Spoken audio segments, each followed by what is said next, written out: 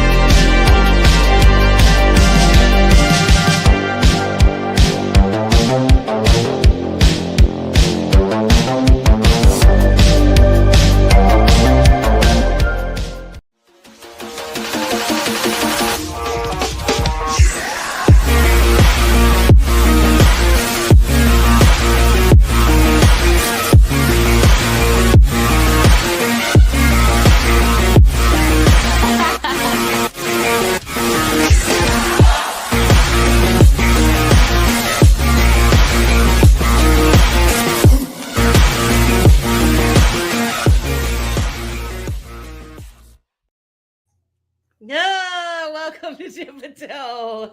How are you doing, Simon?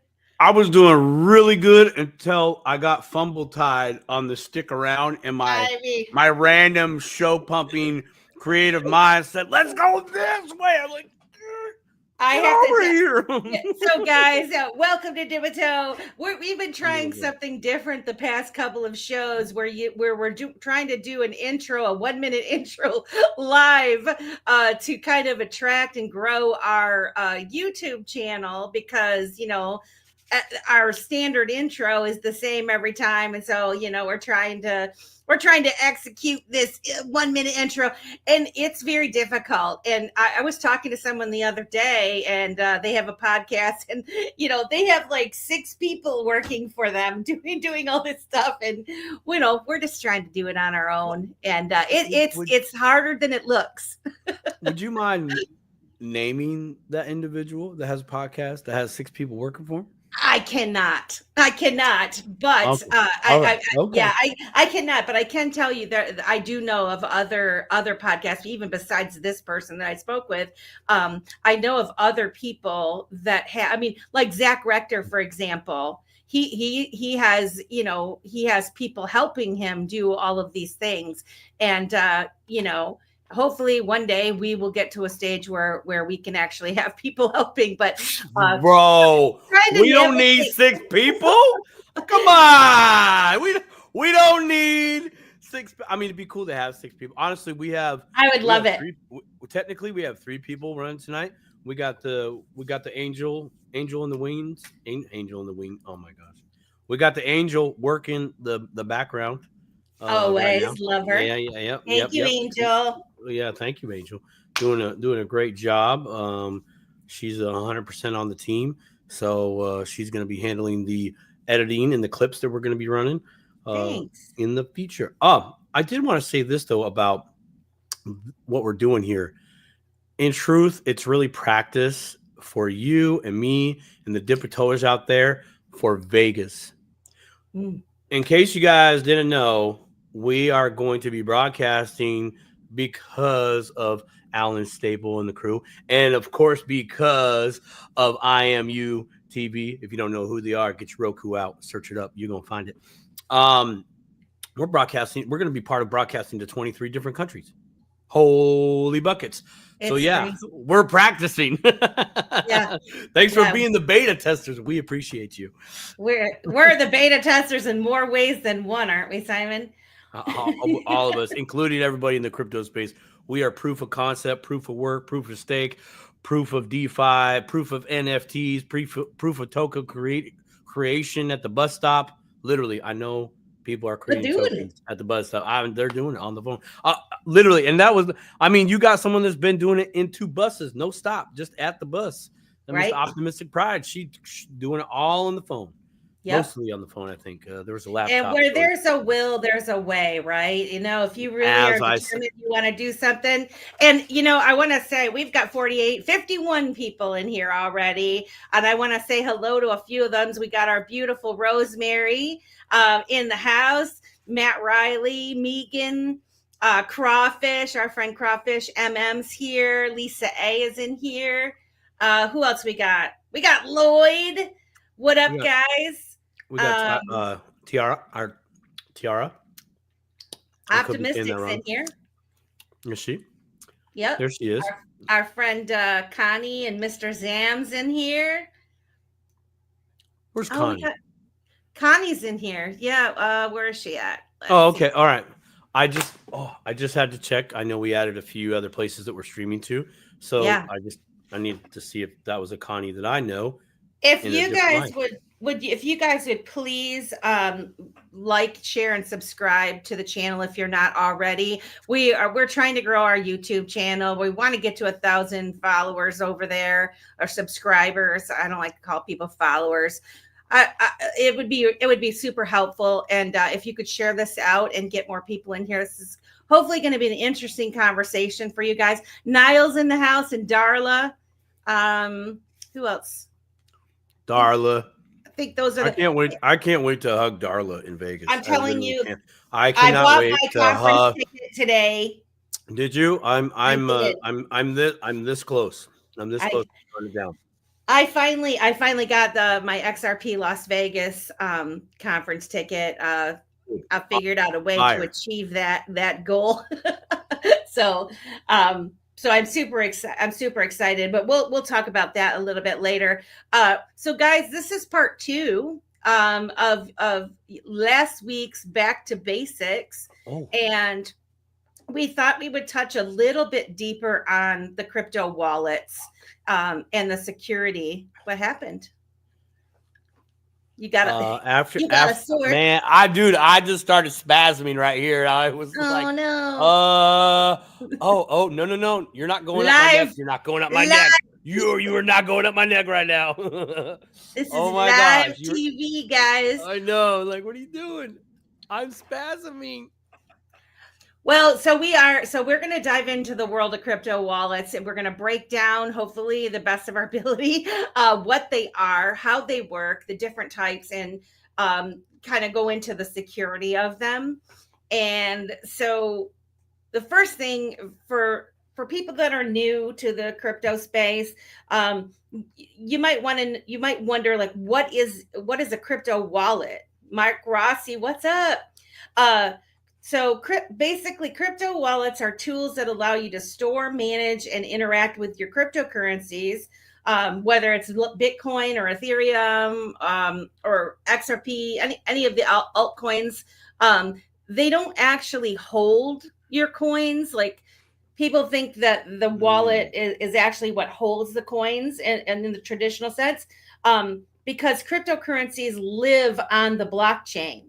So, but the wallets do store private and public keys that helps. That's what you need to access and manage your funds.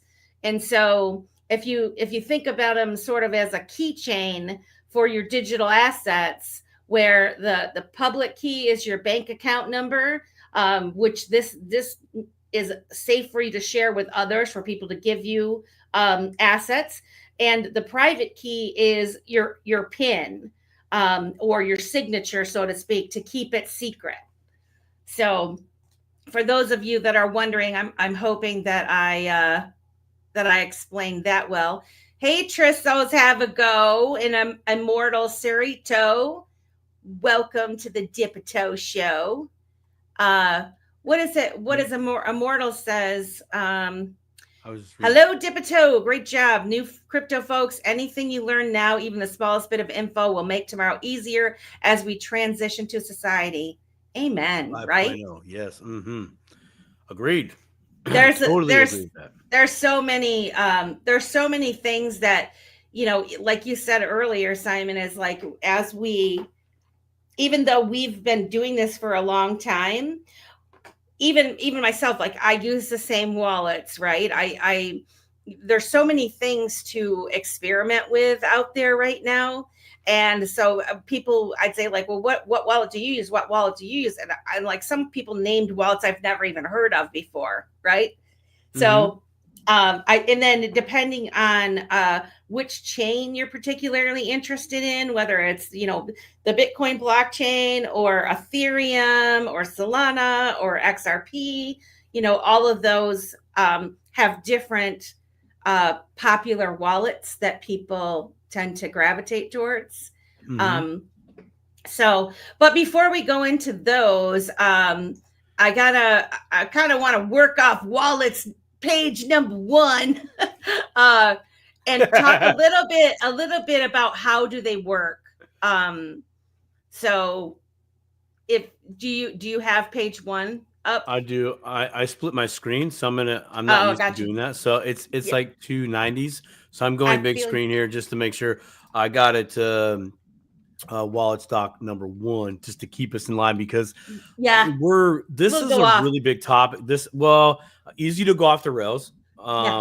In my consulting, I actually spend a lot of time on this topic, not really by choice, because everybody's different. I'm one-on-one, gotta know how you speak, and then I try to speak you so you can understand this, right? That's kind of my angle. So for all of you that are new out there, we are going to literally give you the Neo Kung Fu download here. You're going to be like, wow, that's a lot. I really recommend going back and watching last week's episode and this. There are gems all the way through. So but that's why we got to have these docs. Melissa's done a great job of trying to really keep all this information concise. Honestly, 4 years ago, we probably wouldn't had this many pages of wallets to talk about, but that's just the growth. So in 4 more years, how many more will there be? Will there be a state crypto wallet like here in the States? Will there be a Providence crypto wallet in another jurisdiction? Will that be a thing? It's very possible. Melissa, I'm on the dock. Let's rock. So how do they work? How do they work? So like one of my notes is like, at the core, the crypto wallets use cryptography to secure your assets. When you set up the wallet, it generates a pair of keys. You want to go into the public key and the private key? Yeah, I can totally do that. So the public key, by the way, great example that you gave earlier this evening, that it's like your bank account, something you give to your employer, or if you're business to business, it's something that you definitely have to hand off to somebody else so they can send you the monies. So your public key derives from your private key. This is used to create addresses where people can send you crypto. Even for me, I like to think of it as my mailbox. That's my mailbox, right? And the private key, sorry, that was public key. This is the private key, is a long string of characters and characters, numbers, at symbols, little letters, big letters. It depends on the network. Here's my old school wallet. And so is your address. Your address is like that too, only originally it was shorter. but it's a long string of characters that proves ownership and lets you sign transactions to spend or rather move your funds. Okay, that's like I'm so and so and I approve this message. Well, that's what's happening on the blockchain is those private keys. And some of you out there have heard this, others have not. He or she who holds the keys owns the cryptos, meaning they're the ones, because they have the power to move those keys from point A to point B, recover a wallet, those types of things. Was Team Green's in the house? Team Green, Toasty says it's called hexadecimal. Thank you, hexadecimal. Yeah, and then he also says 0 through 9, A through F. Hey, Rob Nichols in the house. What's up? What's up? Got to drop it down low, keep the flow, bro. Yeah, watch out for the single. Toasty, thank you for that. Toasty, thank you for that knowledge. You say I want to call out Keita. Miss Keita's in the house. Our lovely Keita. We missed you. We love you. So you've got your public key that you give to others to be able to send you crypto. And then you're sending, when you send somebody crypto, that's the address that they can verify that it's coming from you. And then your private keys are that long string of characters that proves the ownership and that allows you to sign to spend or move your funds. So when you want to send crypto, the wallet creates the transaction, and then it signs it with your private key. And then from there, it broadcasts it to the blockchain network. And depending on what network you're on, like the miners or the validators confirm it, and then your transaction is complete. So if you wanted to receive crypto, you're going to share your address, which is tied to your public key, and then the sender. So say Simon wants to send me something, he is going to send it to that address. So I'm going to share my public address with him. And then they're going to use that address to transfer the funds to my wallet. And one of the things that people need to be very careful with, and Simon, you could touch on this because I know you have experience with this. You should always double check if their wallet, number one, supports the specific token that you're wanting to send it to, and also the address itself, that you have given them the correct address, or if you're sending it to your own another wallet or whatever, that you're sending it to the correct address. You want to touch on that a little bit, Simon? I do. I will share a personal dark story about Simon Says Crypto. This gets into the address part. So let's back up. Very good point in checking to make sure the wallet that you're sending to, whether it be your own or a cold storage that you just got, thinking hey, I know how to send crypto. Cool. Whoop. Well, if you send it there and there's no check and balance in the current wallet that you're operating in, saying this is a valid address, this is not, because not all of them do that. Don't get used to the easy, lazy way. This ain't for sissies. So, it's very, very good. Even 2 weeks ago, had a client, we were navigating their cold storage and we went to go check to see if other coins were supported by that version, and they are not. So that individual luckily had a different brand of a cold storage wallet, and, problem solved.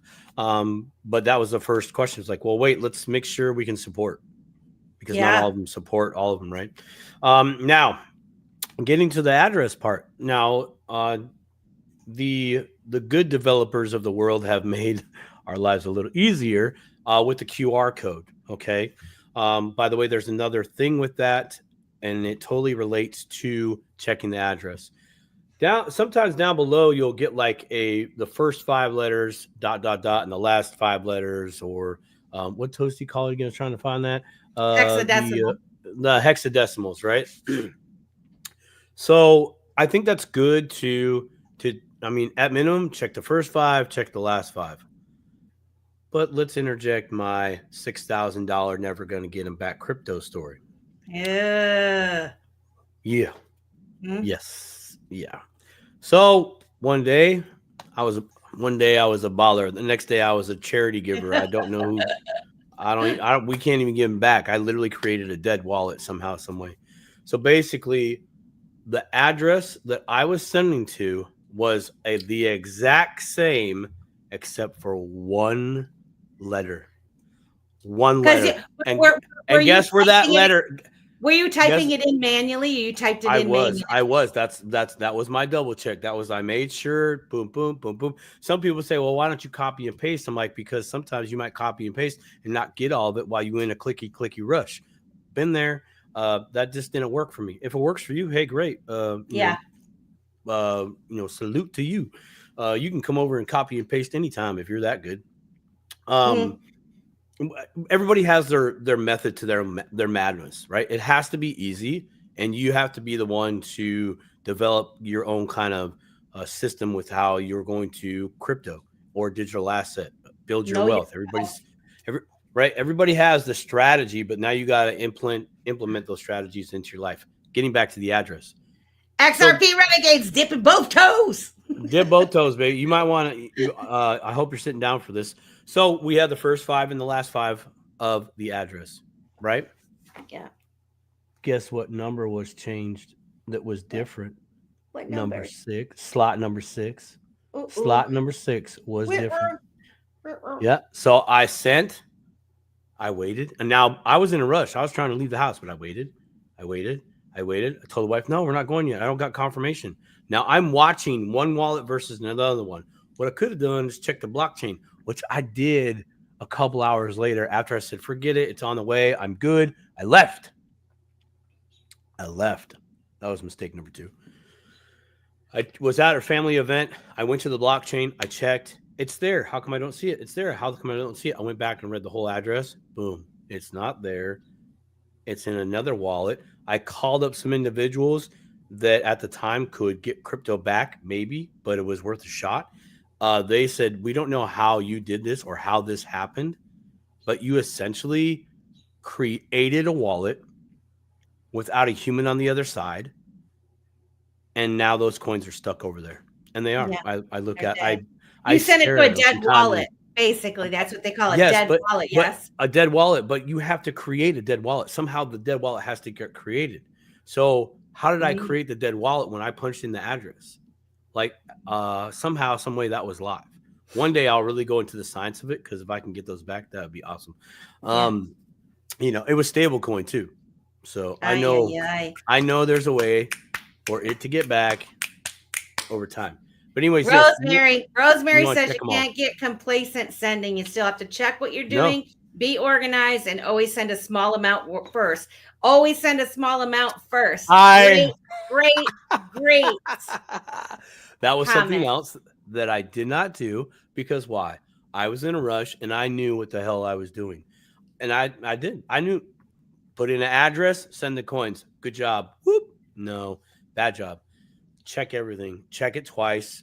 Carve out some time to send. So that's very, very important. A few just different reasons of why you want to check your address. I have one more thing to add to the QR code thing. Okay.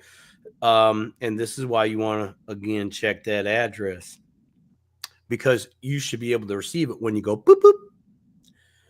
Some scammers out there are really good at what they do. I wish they would use their talents for other ventures, but they don't.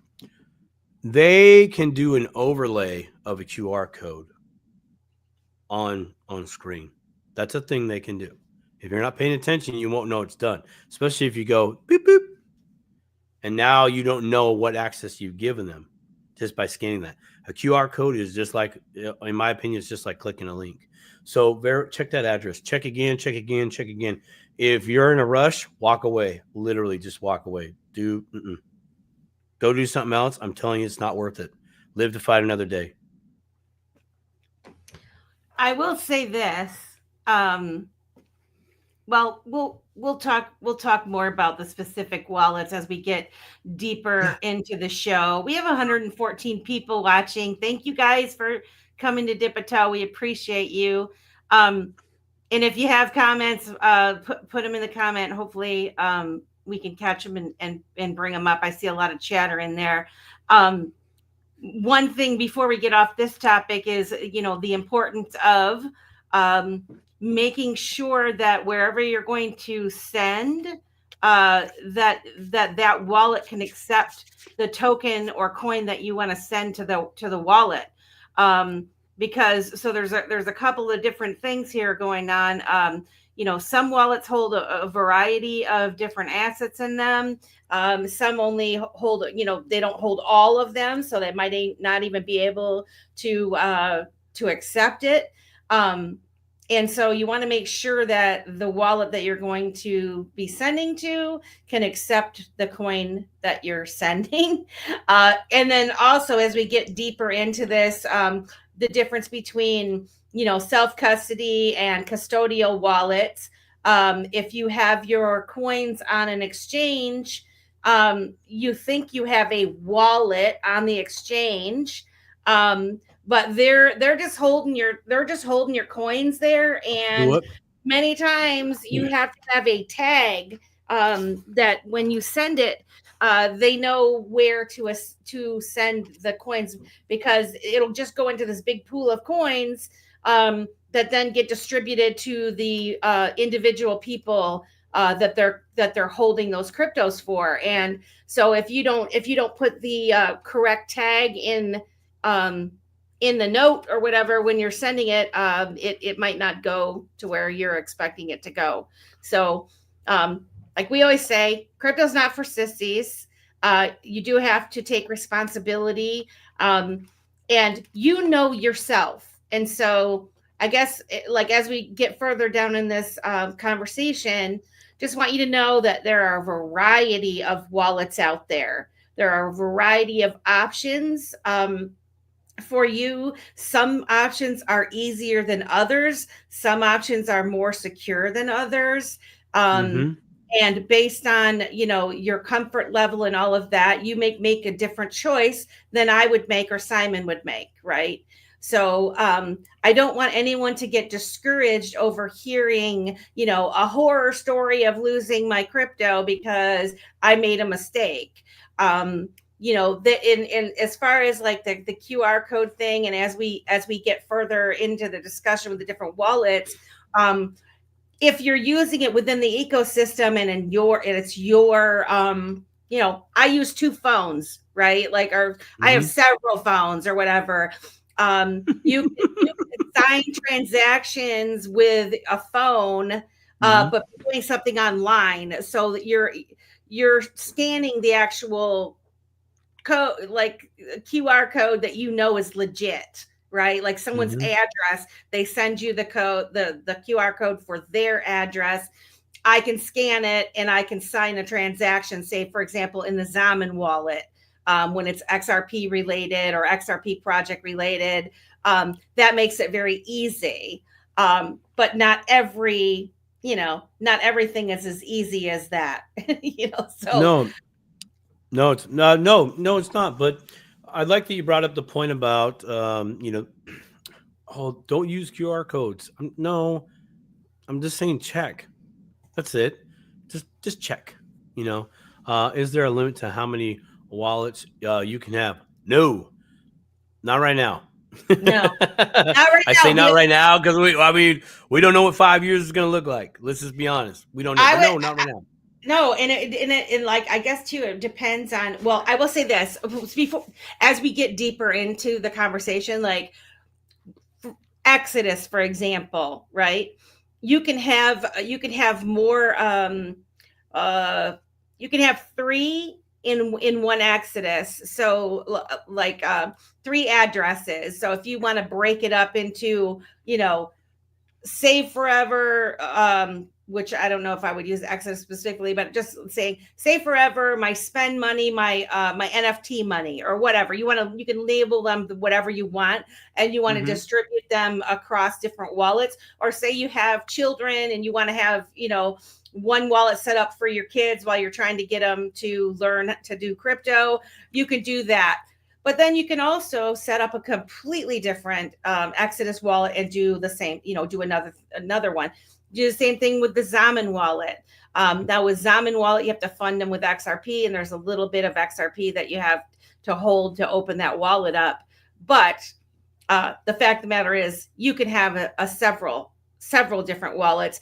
And, sometimes I think it might be good to have some extra wallets just because, and definitely if you're a newbie, when you start to play around with wallets, go ahead and open one up that you don't intend to use forever, just to practice opening it up, creating your passphrases, restoring the wallet, that sort of thing, and just play around with it. And then when you're ready to go for real and hold crypto, you can create one that you're going to use for, other purposes or whatever. So, Team Green, I know my friend Amanda uses Lobster Wallet. So Lobster Wallet is definitely not for amateur investor. I agree. And actually, Team Green, I kind of avoided Lobster Wallet because I am a cautious person, and I was hearing rumblings and things regarding the Lobster Wallet, and so I thought like I don't have time to really dive into it. Not that it's a bad wallet or anything like that. I'm not saying anything negative about it. It was just something that I heard some things, and because I didn't have enough time, I kind of stayed away. And just even saying it's definitely not for the amateur, I think it's good. Oh, let's see. Well, yeah, and so Rosemary says, problem with Lobsters, there's no speed bump to stop you from sending without a memo. That's a flaw in the wallet, and it should say, did you mean to send without a memo? That's fair. Team Green says, I like that Zaman Wallet warns you that recipients don't have a trust line set instead of allowing you to send the asset into some crypto cloud you can never get back. Yep, we're going to touch more on the different kinds of wallets, because that is something that is unique to the XRP, to the Zaman wallets in the setting of the trust lines.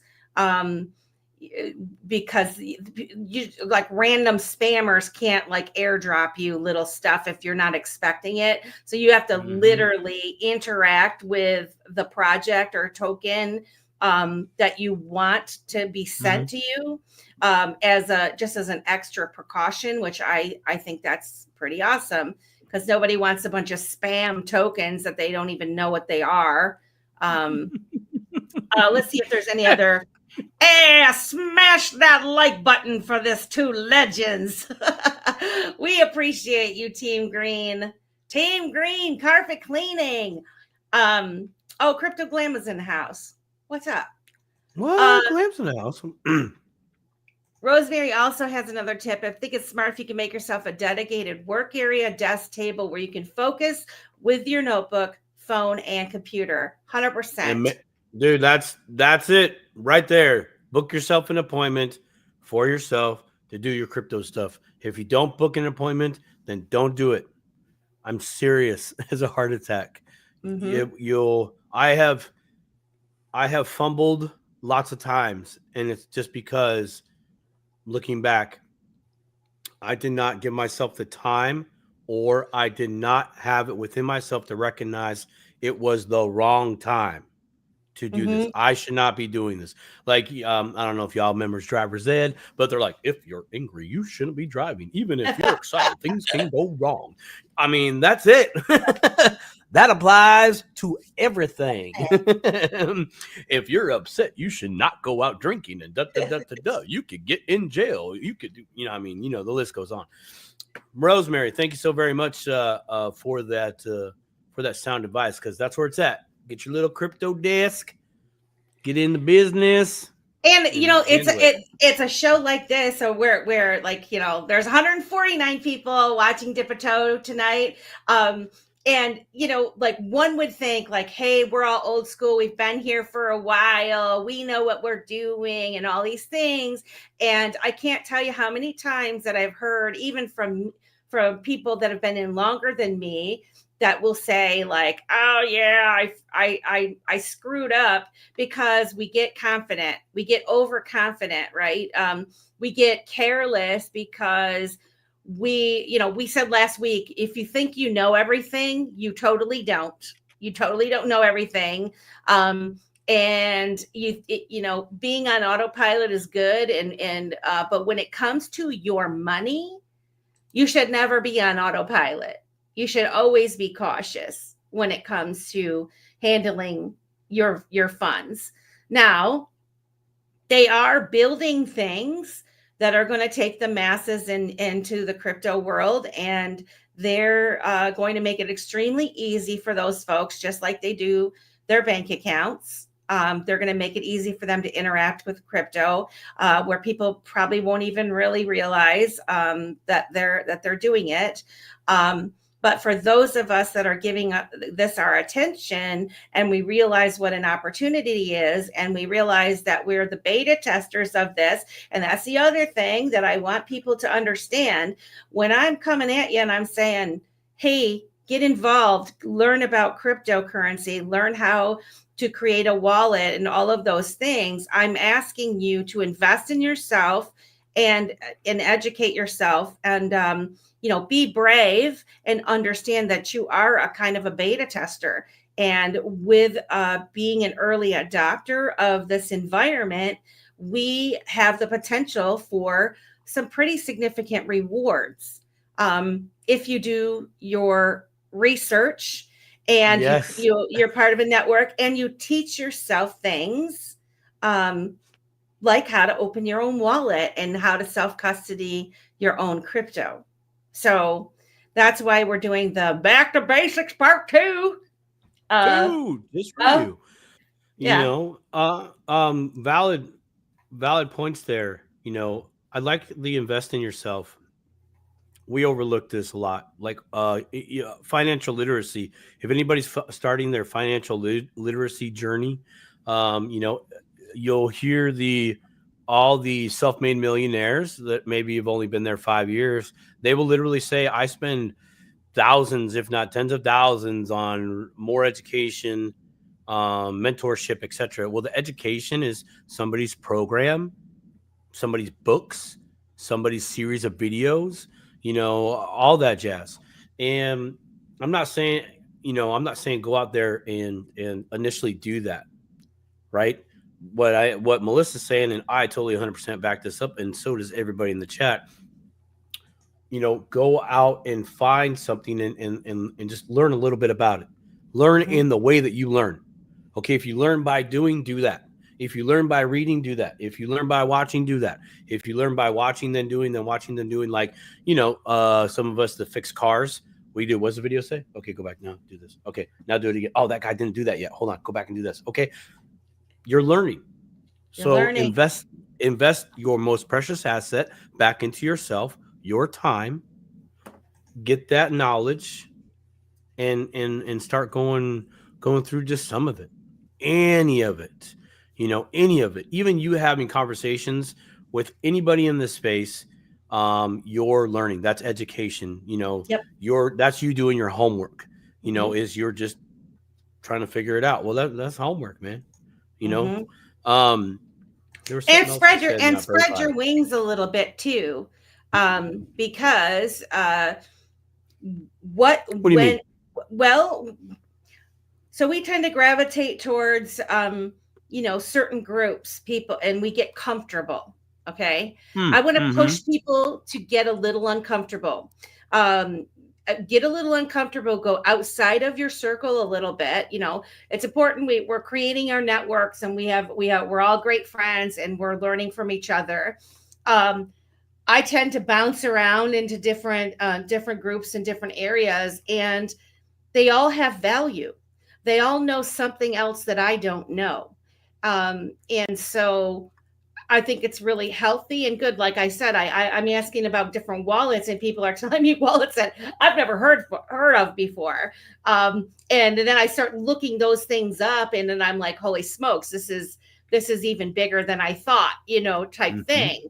And Mm-hmm. so, you know, I just want to encourage you, if you have the time, which I mean, I don't know how many of us have all kinds of time. I mean, because we have to do our work and all that kind of stuff. Yeah, never give your seed phrase away, Justin Win. Never. Just a win Never. for the win. Justin Win for the win. Yeah, that is. I mean, that's one of the things. Like, but people that don't know what they're doing, they get scammed because they call. There's a lot of scammers out there that will be like, they'll say they're customer service. As soon as I started posting something about wallets, somebody's like, you can call our customer service or message us. And they're trying to get the people that are uneasy and don't know what they're doing. They're trying to get them to reach out to them. They're going to act real nice to you. And they're going to walk you through it. And they're going to say, okay, so you should have some seed words written down. I'm going to need you to give me those so that I can help walk you through. No, hell no. Even if somebody is helping you set up a wallet, you don't show them those seed phrase. You do not give your private key away. Ever, never. And nobody legit will ever, never, ever ask you for it either. Nope, they won't ever. Period. Tell them about Stone. Tell them about Stone. The code for I did a repost on X. Oh, by the way, real quick, newsflash. Simon Says Crypto. I just want everybody to know this out there in the space. I have officially become a paid member of the X.com community. So there is a blue check mark. I know. Woo! But more importantly, I just wanted to let everybody know, hey, if you see a blue check mark by my name now, that's me. Yeah, more than likely. And the other thing, guys, we got to get everybody following Simon on X. We got to get him I caught jump up off to bridges me sometimes, man.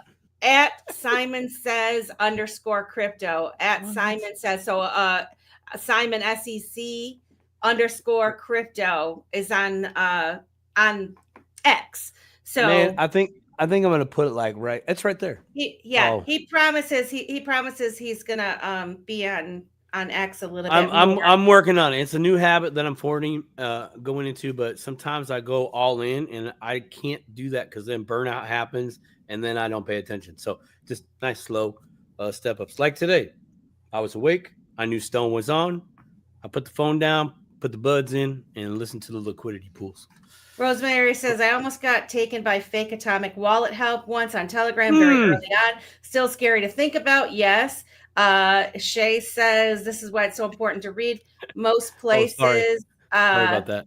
Explain that there is no help, right? There is no help.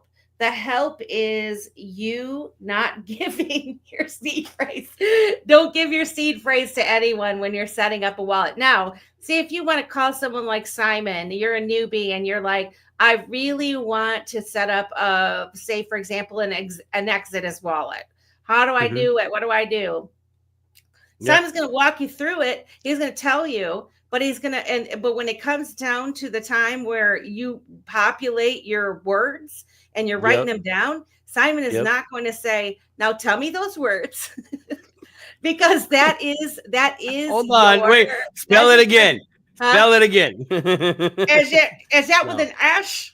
Is that with an S at the end? Yeah. No. But if anybody does that, that is a big fat I gotta go. See you later. Don't engage any further. Be done with these. I got something in my eye. Hello? Oh, you've been very helpful. I gotta go. Yeah. When people in this space, the digital asset space, when they help one another, they literally will put others on notice of like, okay, before we even go down this road, there's going to be a point where you're going to get these things. I don't want to see them. I don't want you to repeat it. So here's what I'd like you to do for me is I would like you to mute your microphone and then I want you to turn off your camera. And then after you got all that down and you've done it 3 times, I want you to unmute your camera and then give me the thumbs up. And then I'll say, okay, unmute. Like, I just don't want it out there. And all I'm trying to do is help you, whoever, or anybody else, whoever, to mitigate the risk, because there's a microphone on the camera. There's a microphone right here. I'm sure there's some microphone down on my machine that I'm not acutely aware of. So it's just a process, right? That's the kind of effort you want to hear from someone that's helping anybody out in that community. They're going to run through the play, and then they'll hold your hand through the play. Or I could say, I mean, there could also be a situation, like I said, where you're generating a wallet for practice, right? And so, of course, if like we've talked about, maybe at some point having like a community, let's set up a wallet together thing where we go step by step and do next help week? people as they go, right? I don't know. I always a long time ago when we were really hanging out with Bitcoin Ben, and we were all going to be advisors and stuff.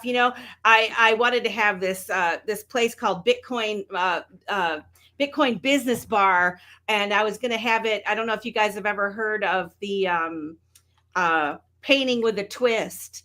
And I thought of having like crypto with a twist, where you could bring your own food and alcohol, and we'd be all sitting around, and I'd be teaching you how to create a wallet, and we'd all do it together, and I could walk around, not using real money or anything, just teaching someone. Because I think the biggest hurdle when you're setting up a wallet is because it's something so different than what most people have ever exposed themselves to.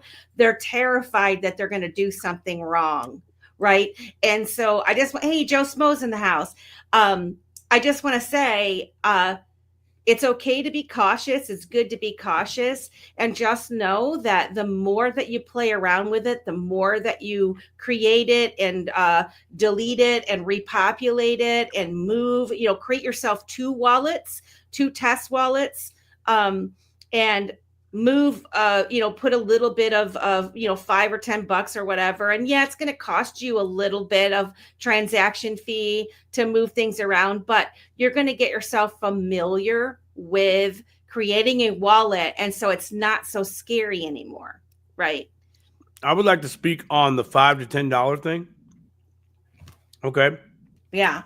For some of you that might be a little reluctant to do that, if you even spent one day in higher education, even if it was just to go to a party, I'm telling you, it costs you more than $10 to get there. So if you've done college, you paid all that money for some books and this, that, whatever, we're talking $10. Right. Do it. Yeah. Learn how to throw that ball. Painting with a twist. Wow, the easy baller. Shauna used to do painting with a twist. Yeah. I see. Don't you think that's a great idea, Shauna? Don't you think it'd be so fun if we had like little places where you could go to talk about crypto, learn about crypto, be able to bring in your own, wine and cheese and just sit there and I thought it'd be a fantastic idea. When my shit comes in, I might open one of those. I'm going to bring my team and be like, oh, hello, you crypto. Hello. Today we're going to discuss the ledger and all of its wonderful possibilities. I love it. Yeah, that's fine. Joe says, I don't know what y'all talk about, but I love you guys. Joe. Let me get a 3 tap on the horn, baby. What's good? I got to talk to Joe the other day on the phone. Man, I thought he was on Stone's show today. I kept listening like, is that Joe? That's not Joe. No, that's not Joe. Oh, man, it sounded like Joe for a hot minute. Dang it. Stellar idea. There was some stellar idea. Ah, dude, let's do it. Why not? Atkins confirmed for SEC chair. Thank you, Toasty. Toasty on it. Oh yes, Mr. Zom says 3 wine glasses in. Can you repeat how to transfer again? That's okay. I'll do it. Charge them again, and it'll be their fault because they don't remember, so they have to pay to come back. Tra- Uh, Transferring is just like what you did with the bottle of wine. First, huh? you had to go get the wine from the exchange or the grocery store or your local booze store. Then you had to you had to take off the good stuff, right? This is you prepping the wallet. Huh? Pop the cork. Okay, we've got our address, and now you bring them together. Hmm? One address, the other, and pour. Give it a little taste for the test, and then Huh? top it off properly. And then you leave it set for a while and you wait for the price to rise so that you can do the old salute, the little cheers with someone else. Yeah, there you go. Yeah. Look at it Huh? sideways. I saw Oh. some very fancy guy analyzing the wine. Good He looked at it evening, all Darren sideways. Baster. How are you? And Verg son. I hope I'm saying that right. Yeah, Yes. awesome. Amy's in the house too. We love you guys, man. We have 191 people. Yay. Thank you guys for coming to Dip a Toe Show. We love it. Okay. So we've talked about the private key, the public key, how, kind of how the wallets work. Let's get into a little bit about the different types of wallets. So You mean wallets come brands? in various flavors. No, like I want to say, like each trade off between convenience, security, and control. So I'm talking like your hot wallets, which are online software wallets. They call them hot Mm-hmm. wallets. And the reason Mm-hmm. they're hot is because they're connected to the internet. They're user friendly, but they're more vulnerable. And that would be like examples like your Trust wallet, your MetaMask wallets, desktop software like Exodus, or the web-based wallets like the Coinbase wallets. They're great if you're using them, for daily use or trading, but they're not ideal for large holding due to the hacking risks of them. You want to touch a little bit on the cold wallet, your opinion on the cold wallet, and then I just have a little hack myself when it comes to the cold wallet. But Are you what do talking you about the Walmart special? talk about? Yeah, what about Walmart? Well, I'll add 2 cents to what I think you're going to do later for the Walmart special. But let's talk cold wallets. Yeah. Cold wallets are quite exactly the opposite of the hot wallet. They don't have the interwebs. Also, power. I think that's very important to kind of highlight. There's two things that really make it hot. You got to have power, and you got to have internet. That doesn't mean it has to be on. I know last week I gave the example of the light plugged in, right? If you have a lamp that's plugged into the wall, but the light is not on, it's still hot. There's still power to it. There's everything that it needs to for you to open up the app and access the interwebs or the blockchain rather through the interwebs. A cold wallet is quite the opposite. It's online presence, if any, because some are air gapped, like the Elipal and a few others. Yeah. Right, so you don't have like a direct connection of what's happening. So the cold wallet basically is there is no internet and there is no power. That doesn't mean it's like that all the time, because at some point you do have to connect somehow, some way to the blockchain. Now with Elipal, you have the app and you have the cold storage device. Even the Ballet wallet has the same thing, where you have to scan the QR code with the device in your hand to approve the transaction that you're doing. And that's really what I really, really like that, for a number of different reasons. One, you got to have both in your hand. Kind of hard to fake that. Number two, if you have to do the app and then this, you're going to sit down at your crypto desk and you're going to take a hot minute to do it. And please don't do it in the bathroom. I'm not speaking from personal experience, but I am speaking from experience. Okay, so please don't do that. Examples of some cold storage wallets on their offline hardware wallets. We have like the Ledger Nano X, the Trezor. You Decent. have You got Decent. You also have the Tangent wallet. You have SafePal, EliPal. I'm forget. Uh, Ballet. We got the Ballet wallet. We got. What We is got. I Hold on. is a what I was gonna say, the tangum cards. Hey Fitzy, uh are those considered cold?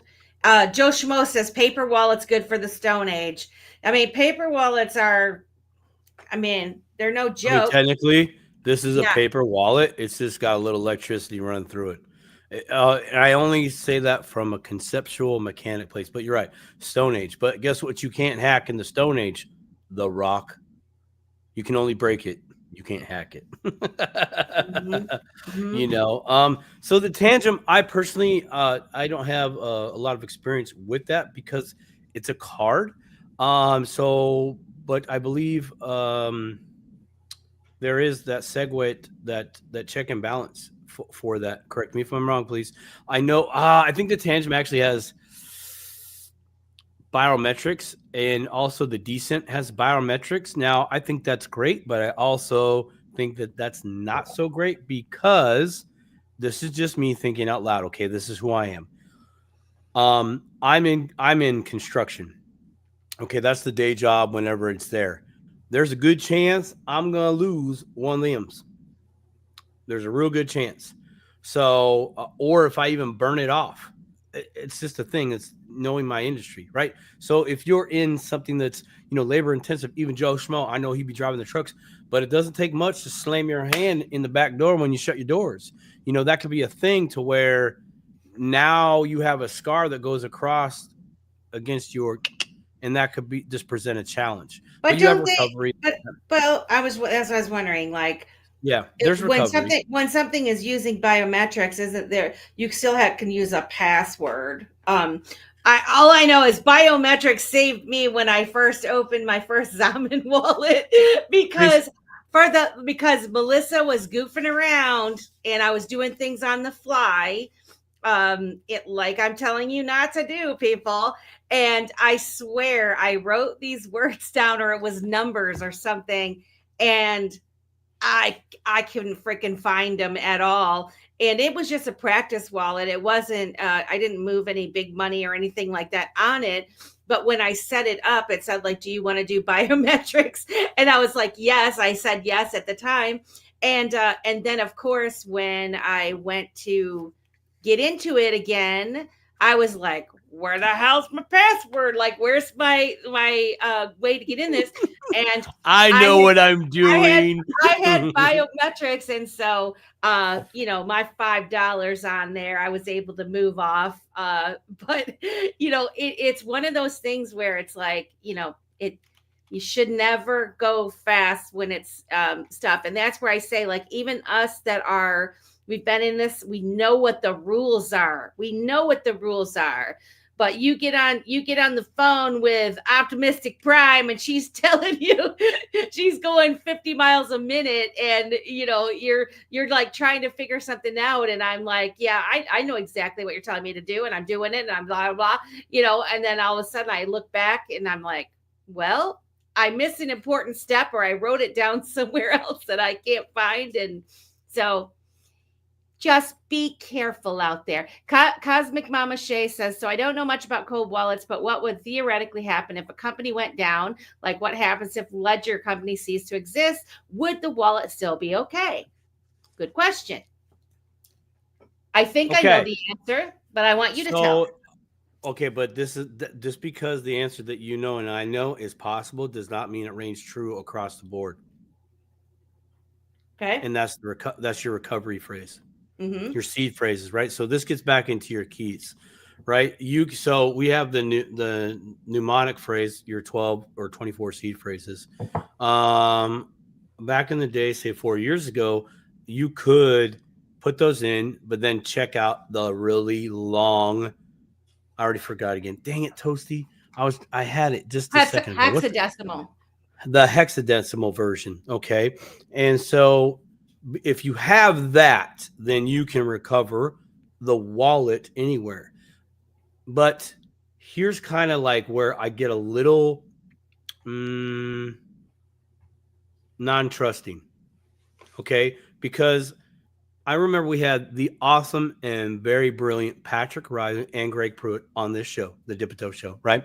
Last year, and they both mentioned it separately in their interviews with us.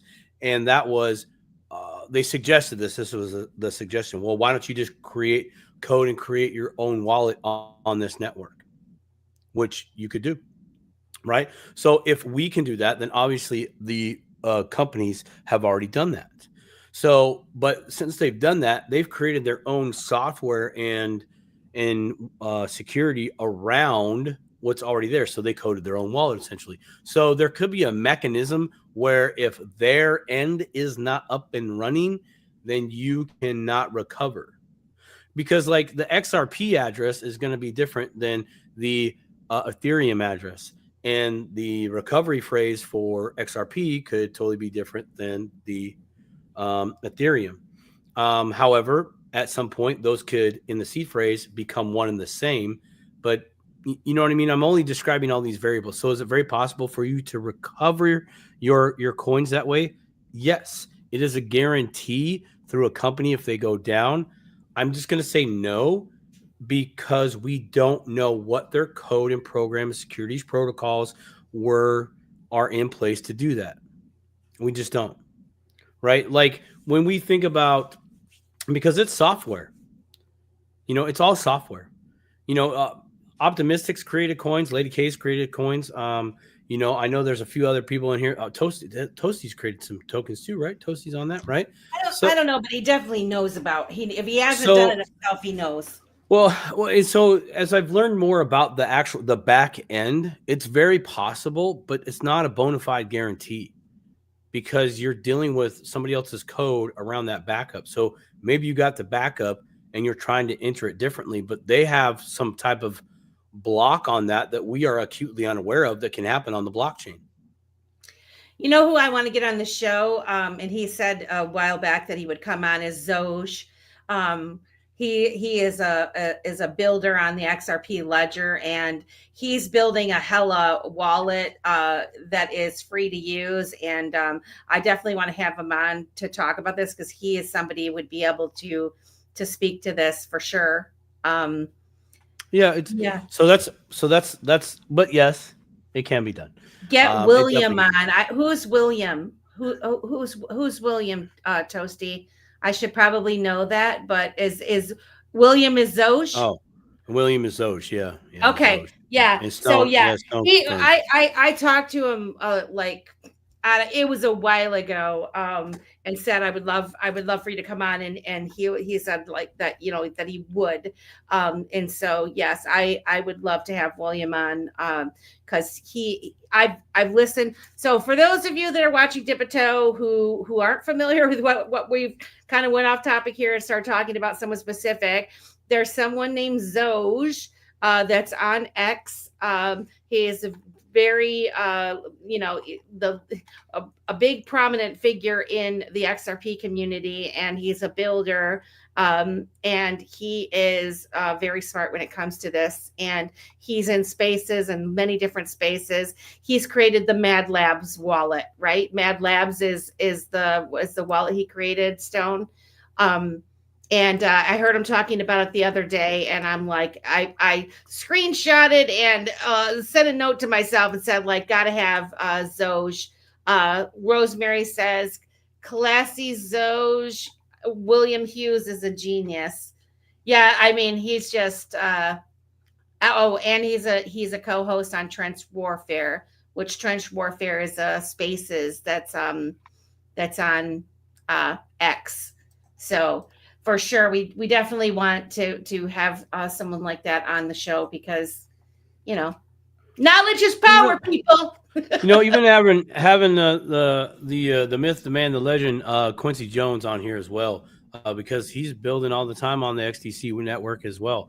All those individuals building on the network they got to create a wallet to issue tokens. It's part of the deal. Cyber Skrilla, all he does is talk about storage.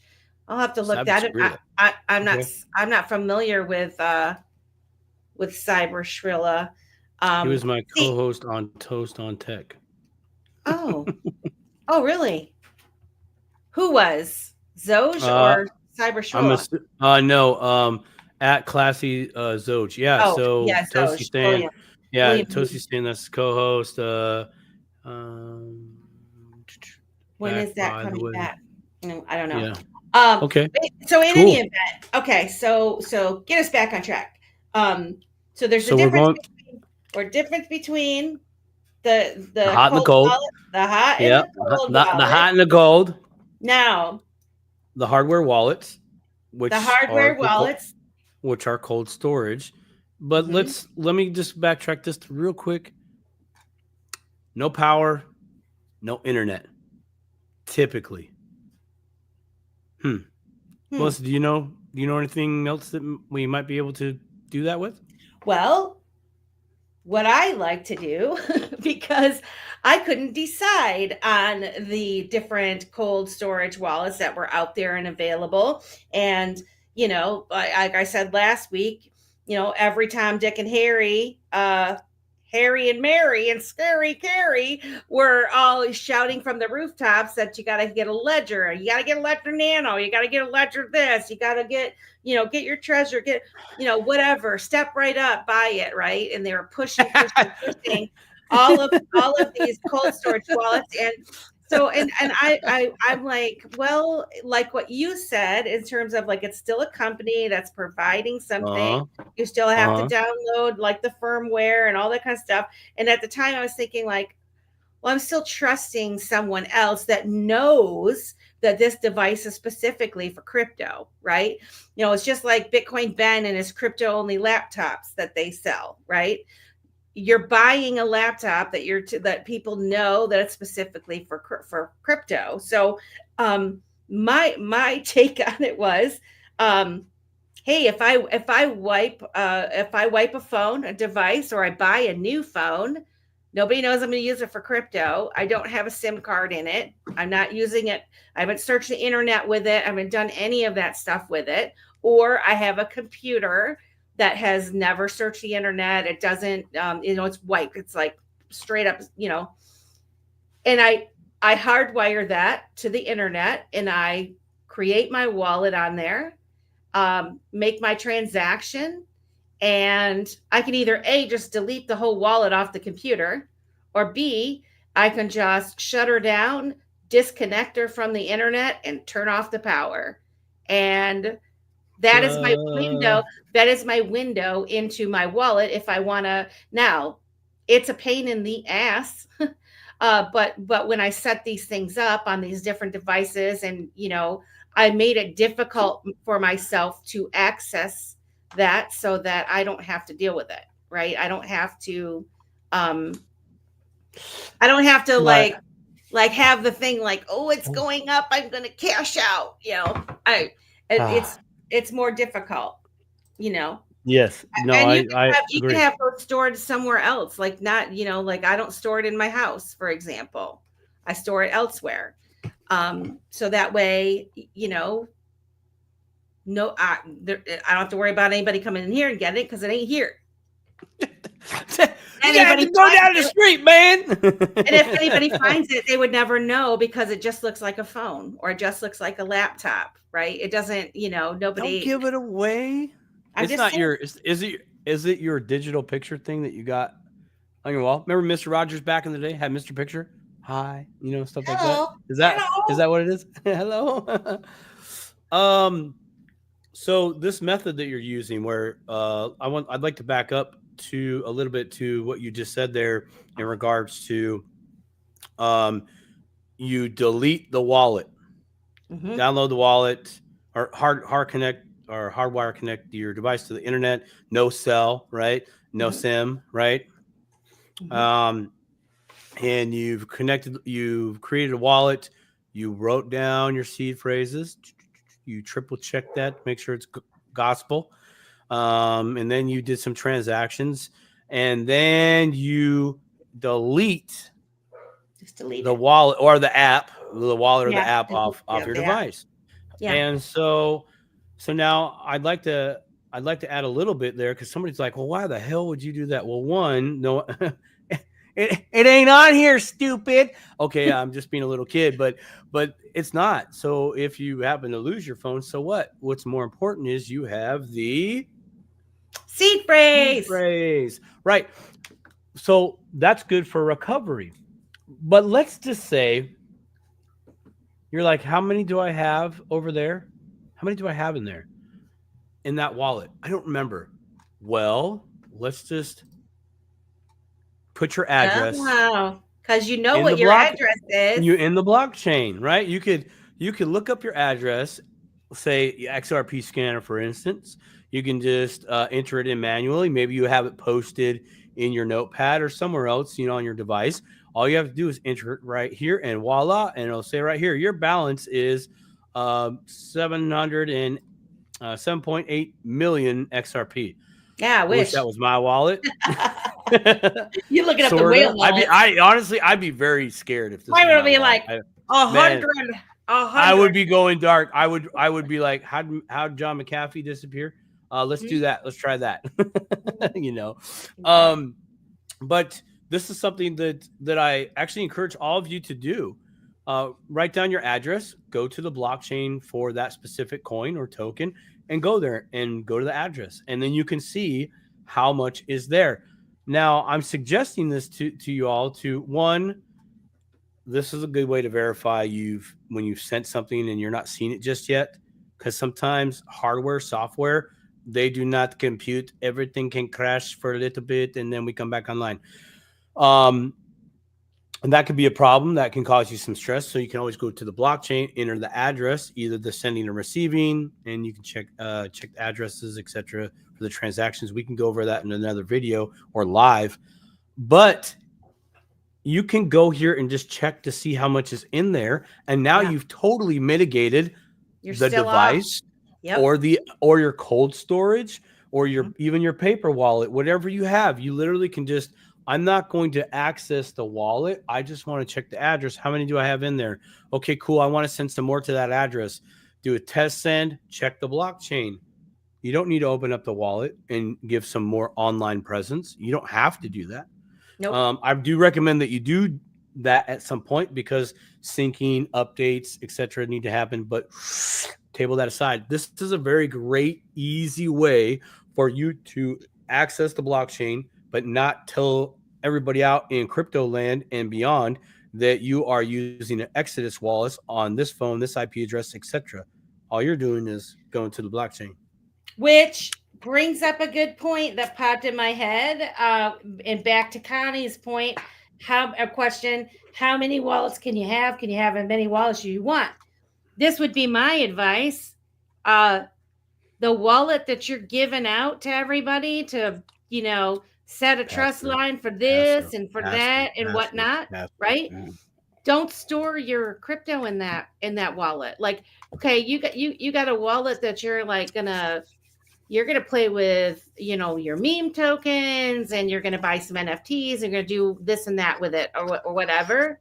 Don't have that be the same wallet that you are holding, stuff in, and also because then wherever you send it, you can kind of trace that stuff. Lady K is an old pro at tracing down transactions. She does a blockchain. Boop, boop, we all can do it, right?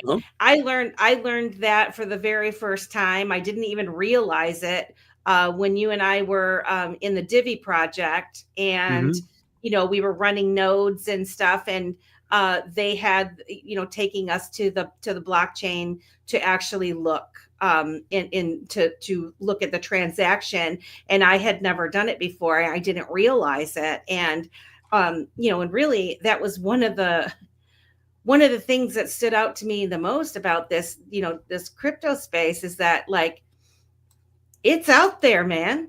You can see, this is no joke. This is, for everybody that talks about, it's a scam and it's for only criminals. It's a scam. Only criminals would be silly to use it because you can see it. So even if somebody, if people do steal it or whatever, eventually those people are going downtown.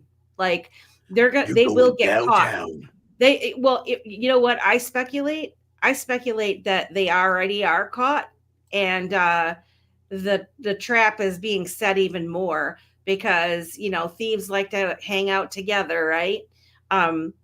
So we'll see what happens in the future with it. All I know is that there's a lot of stuff that's happening when it comes to security and all of that, and task force being created and the whole 9 yards. And so don't be thinking for 1 second that they're not going to figure this stuff out, because they pretty much already have. They know how the strategic reserve from the seized assets and all that kind of stuff. So I'm just saying. I'm drawing. Marvin Davis in the house. Decent has a. Oh, sorry. Go ahead. No, you go ahead. Decent has a default 6 to 8 digit PIN number if your bio thumbprint does not work. That's what I was wondering. Do you have a Decent? No. Oh no. Yeah. Because the biometric thing. I just it was when it came out. I was like, I'm not gonna do that. He said he has it. Yeah, it does. So either way, that's what I was saying. Like a lot of those things that have the biometric stuff, you can, just like your bank, like my bank, for the longest time, I didn't want to use biometrics. For whatever reason, I was sketched out by it. I'm like, they're getting my fingerprint now too, And so finally I'm like, you're silly. I did it. And now it's like, it'll either want me to use my thumbprint or fingerprint or whatever it was. And it'll log me in, or I can use my passcode, my password or whatever. One thing I did want to bring up to folks, and this was something that I learned the hard way, with some of these wallets, whether it's a website, a wallet, whatever it is, and there's the 2-factor authorization. Most people are really they like those external ones. What are they called? Darn it. I can't think of it. The one where you can get your you get your random passcode to put in. What is it? Name one in the chat, guys. You know what I'm talking about. You either use Google Authenticator or some of these other authenticators to do the 2-factor, right? YubiKey. Thank you, Mr. Mesky, Emsky, Mr. Emsky. YubiKey, right? But like when I first set up a Google Authenticator, well, when you first set that up, it gives you also a set of to be able to repopulate that in the event that you lose your phone. So don't overlook the important step when you're setting up a wallet. Authy. Yeah, Mark Rossi uses Authy. I use Authy. I've used both of them, both the different ones. But what I didn't know when I first started using 2-factor authentication, I didn't know to write those, I don't know if it was words or numbers or what it was, the codes to be able to repopulate that on another phone in the event that you lose your phone. So if that's what is the only thing, like I think it was either Kraken for the exchange. It was either Kraken or Bithumb or one of them that I used this authenticator on, and I didn't know about that. Luckily, I still had access to my phone and it was all fine. I just once I found out, and because I didn't write that down, I decided to just completely move all of my stuff out of that one account and put it in a different account and start over. Right. So, I mean, redo. And that's the thing is, Joanna McGrath's in the house. What does she say? Proprietary hardline computer, Linux and or Apple platform, VPN, 1 wallet for intake, 3 wallets for diversification, 4 wallet storage, or Caleb and Brown. Very good suggestions. Very good. I would like to touch on the VPN. Yeah. Okay. An issue you may run into in your journey, specifically with exchanges. You might go through a situation that happened to another individual a couple of weeks ago where One exchange was leaving that jurisdiction. So they knee jerked and said, "Hey, I'm going to just get my stuff out of there. I'm going to go to this other exchange." Well, they had VPN. They were doing multiple. They were doing a setup. Apparently, they had an account there. They went through the rigmarole to, I forgot my password. I forgot my username. Here's my email. But they're doing this all by VPN, and they keep going at random times. And so now their account's been flagged because it looks nefarious, right? Different IP addresses, multiple changes, and then a sizable money drop. But even then, they're like, "Whoa, this is getting out of control," So they didn't. They put the kibosh on it for a little bit. It got resolved, but that could be a problem, and you could be in that situation where you're really wanting and or needing to utilize your digital assets, and that can be a hitch in the get along. So again, you don't ever want, in my opinion, you don't ever want to rush to be the first to dinner. You definitely want to arrive fashionably late when it comes to crypto. You're not going to miss the boat. You literally won't miss the boat. The only time you're really going to miss the boat is if you trip off the dock and go in the freaking water. Okay. I mean, that, and I'm just, I can't reiterate that enough. We all do it. The seasoned individuals, the pros, the vets, and the ones that have yet to get wet. We've all done it. We're all going to do it. So just, I'm telling you, I know you want to rush through to do it, but if you're feeling rushed, literally walk away. Just walk away, come back to it, because your chances for screwing something up that literally your future self is depending on you not screwing this up is paramount. So just take it nice and slow and dip that toe, and you remain in control, bro. So I've been drawing on the side here. You got something up? There's a couple of things. Well, number one, go ahead. I do want to say I like this 1 wallet for intake, 3 wallet for diversification, 4 wallet storage. I think that's really good. And you mean like this? Also, there you go. Exchange. PTW. Yeah, got the exchange right here. Yeah. Pass through wallet, PTW. Thank you. Pass through wallet, right? PTW. And then PT pass through wallet. Pass through. Yeah, and then I know there's a horrible. It's paint, y'all. I don't have something cool. Cold storage wallet. Cold storage wallet. Yeah. What do I win? You get to be on the show next week. How about that? Oh yeah. Oh, you know what? Some cookies when you come to Vegas. Yeah, thank you. Yeah. But at any rate, I think this is a great idea, and timing is everything. I couldn't have timed that better myself with that comment you just said. This is 100% it. This is a play. Yeah. Yeah. I also want to bring up the Rosemary says she used to worry about losing access to Google Authenticator, but they changed it and made it easier to install it on a new phone and not lose your ability to log in. And furthermore, Google Authenticator does not share anything with Google. So that is great to know, Rosemary. And I have been using the Authy, like one of the other fellas in here. So, but yeah, I'm happy to know that. And Florida Man Landscaping's in the house. These Return to Basic shows should be a standalone in addition to your normal programming, in my humble opinion. We agree with you. We think that, yeah, we think that too. Amen to that. She said, Joanna's had the Bagby bees scared out of me. Oh, the bejeebies. The bejeebies. I've had the bejeebies. Yeah. Okay. Well, how are we doing? We got a half hour. We got 35 minutes. 225 people in the house. Welcome to Dip a Toe. Please like, share, and subscribe. It'd be super cool if we got like extra 50 people following at Dip a Toe on. That looks really good. At Dip a Toe. Shout out to Crumble. Shout out to Crumble. Thank you, little Crumble. Thanks, Crumble. One of these days, we're going to have 1,000 subscribers on YouTube. It's going to happen. That's going to happen. And then Crumble's going to ask if they can sponsor the show, and we'll say sure. Somebody's gonna wanna, check us out, guys. Okay, so we talked about the cold storage wallets, talked about my idea.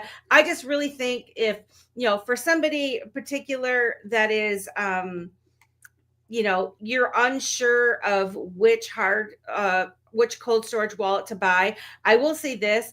There's a lot of people that really like the EliPals, the SafePals, the Decents. There's a lot of people that really stand by those. The Tangem cards in connection with with the Zaman wallet as an extra security measure. The Ballet wallet that we have as another way of securing your assets. Just don't put everything in one place. Don't put all your stuff. Don't put all your eggs in one basket. And somebody did ask about the Caleb and Brown option, which is an over the counter. And a lot of people like Caleb and Brown, but they are custodying your assets. A lot of people like them because the customer service is really great, and you can sell or buy really quickly when you're trying to get onto these exchanges and you've got the internet backup of traffic, and like the old Robinhood or some of these other apps where it's like the price goes up on stuff and you're like trying to sell and you can't because everybody else and their brother's trying to sell too. So that's a lot of reasons why people like the Caleb and Brown experience. However, you do have to consider the fact that someone else is custodying your crypto, and they're like, as of recent, with the folks in Canada, Caleb and Brown can no longer service those folks that are in Canada, and so they have to get their funds out of Caleb and Brown, which hopefully won't be forever. Hopefully this stuff will all get worked out. But just again, realize, guys, that we are the beta testers of all this stuff.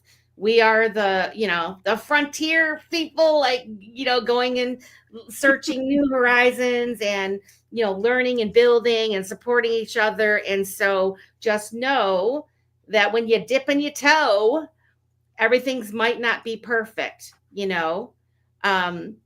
and so, just you need to be cautious, experience everything.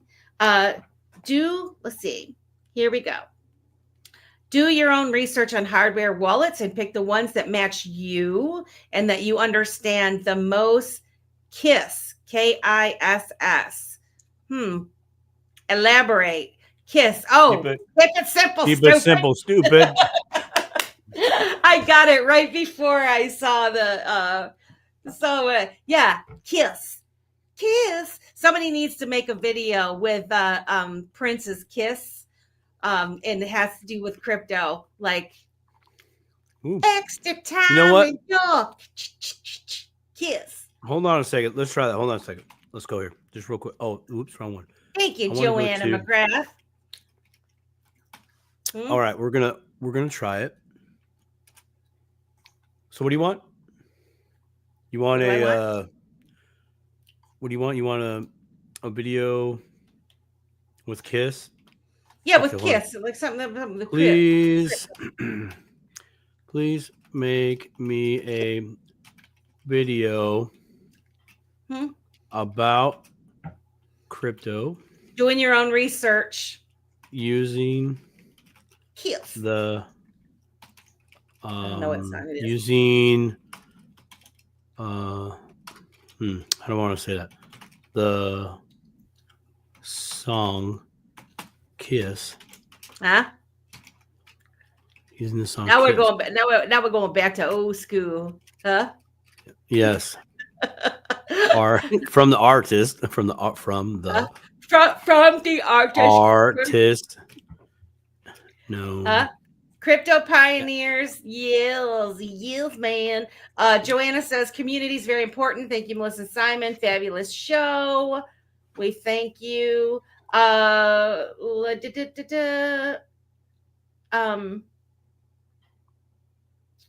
Okay. Oh, this is another. Well, hold on. This is another tip. Good. Joanna purchased a domain name, created her own personal email, and she can forward that email to whatever email account. If an email gets compromised, she controls her own emails, extra security. That is another thing. When you're setting these things up, like if you're doing a 2-factor or whatever, don't use the same things that you use for your other day-to-day life, or where you've signed up for coupons.com where they're sending you all these things. You want to have an email that's just set up for this kind of stuff, so that you'll clearly see, like, this is spam, because you're going to get spam. You're going to get fake people sending you links to stuff. Just delete it. Do not respond to it.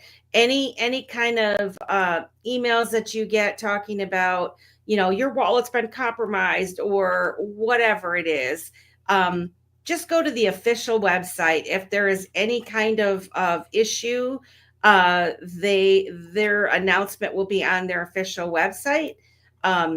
No one is going to reach out to you and say your wallet's been compromised, because they cannot help you. Like any of these wallet companies, they cannot help you. Now, if you have your money in Coinbase or something, there's a tag issue or whatever, they might be able to help you at some point. But like having an Exodus wallet or a Trust wallet or these, cold storage wallets, no one's going to be able to help you with that. You can't call customer service and get assistance. It just doesn't work that way. What you got for me? You got an extra kiss? Huh? I'm working on it. So, what aspect of what specific aspect of cryptocurrencies would you like the video to focus on? EE general introduction, specific coins, blockchain technology, research wallets. I said focus on using cold storage wallets. Aspect ratio. What do you want? You want the long or the short? Short. Okay. Never open the email. Proton 16. Is free, and it's a good idea to have crypto only email, like Melissa says. Thank you. Shauna Wynn says phishing scams are everywhere. Know the trusted sources and their official help channels. That's the other thing. If you are interested in buying any of these cold storage wallets, only buy them from the official site. Don't buy them from Amazon, eBay. Your brother down the street got you one for Christmas. None of that. Don't even. Like, I'm just saying, like, I mean, my brother down the street, he got it from a guy at the 7-Eleven. He was right there in the parking lot. I got 2 for 1. I'm telling you, like, I'm a trusting person, but I don't want you buying me that for Christmas, okay? Like, I won't use it. You'll be wasting your money because I won't trust you. I got free ones, like when I went to the Bitcoin conference. There was, what was it called? I still have it. The Arculus wallet. A couple of years ago at the Bitcoin 2022 conference, I think it was. They were giving Arculus wallets out for free to everybody as part of the gift pack, for getting. Mm-hmm. And they were super cool, a super cool concept and everything.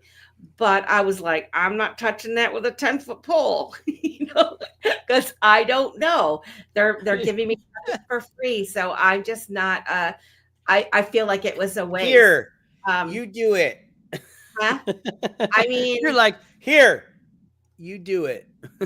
Yeah, I don't know. I don't want it. Almost. Let's see. Yeah. Going stir crazy. Welcome, stir crazy. Going straight to the source is probably the best advice. Always go to the manufacturer. Yep. It's a little kind of, it's a little funky. Can I get the sound? Oh, yeah. Don't forget, hey, Optimistic Prime. Don't forget, if you post on the company's X wall, whoever writes you or responds is also trying to scam you. 100%. Like, I mean, I'm hoping now we have 252 people watching Dip Loving all of you. Wow. Like Sharon says, You got 190. You got 193. 193. What? So you? I got 251. Huh? No. You have 193. Oh, 193. Because my friends are watching me. I don't know if any of you guys have noticed already, even if you are somebody that's like in the crypto scene already, or just even you're just on Twitter or whatever, X. There are so many people that just pop out of nowhere that are like, they're like just shilling, right? They're like trying to jam their project thing down your throat or whatever, or trying to ask, like, say, oh, my friend so-and-so can help you with this or whatever. I hope that we are far enough in the digital age where it comes to scams via phone, text, emails. We've all been getting them non-crypto related for years and years now. I hope that we're all smart enough to just avoid those at all costs. Somebody text my phone the other day and said, do you remember who I am? I'm like, no, ain't nobody remember who you are. I don't know, and I'm not responding to this text message, and I just like blocked and removed because I figured this. First of all, if you're gonna be texting me, don't play games, right? Like, do you remember who I am? No, I guess I don't remember who you are, and I'm not gonna respond to any foolishness like that. So yeah, almost. The days of prank calls where, remember, like, I'm old enough to remember where like, your refrigerator's running, you better go catch it. You know what's funny? We are going to see 2.0 of that right there. We are. And I do apologize in advance to any and all that are listening right here, right now, because I've already planted the seed about doing this to some of my inner circle with AI. Because there's the AI that the voice is legit, super legit. And we were talking about getting this for some of the businesses that we're trying to do, to where it can at least answer the questions for someone that might be brand new to something else that I'm getting into, which I'm not going to talk about here. I would be more than happy to, but this isn't the time or place. But I suggested, I said, hey, we can type in whatever we want, right? For it to say and how to respond to somebody. Yeah. It's like, oh, he's like, yeah, we could totally do that. And I said, oh, can we have it call so-and-so's girlfriend and and have be a lady's voice and just be like, oh, I'm sorry, I'm looking for the hot sexy thing, because we know the individual, so we could describe all these things. And he's like, dude, we can't do this. I'm like, you're right, that would not be good on our souls, but I know somebody's going to do it. We're going to see the next TikTok wave of that happening. Oh my God. The mama basement boys are going to come out the woodwork, be like, oh, dude, I totally called this on my neighbor. I called into the police station. I routed the internet around. Like, you know what I mean? Like, they're going to take the scammers profile. They're going to take what scammers do, and they're going to turn it into practical jokes. That's exactly what they're going to do. I can already see it. You got Mr. Rossi eating the whole bag of Cadbury mini eggs because you were eating them cookies. Mark, I love freaking Cadbury mini eggs, and I have to tell you, so far I'm proud of myself. I have not eaten not one. And I love them so much, and don't even let me get near the mini ones, because the big ones are harder for me to eat. It takes a while. Like, I'm one of those people that can like eat half of a Cadbury egg and then I'll like save the rest for later. But if I had my missus will not. That will not be a thing.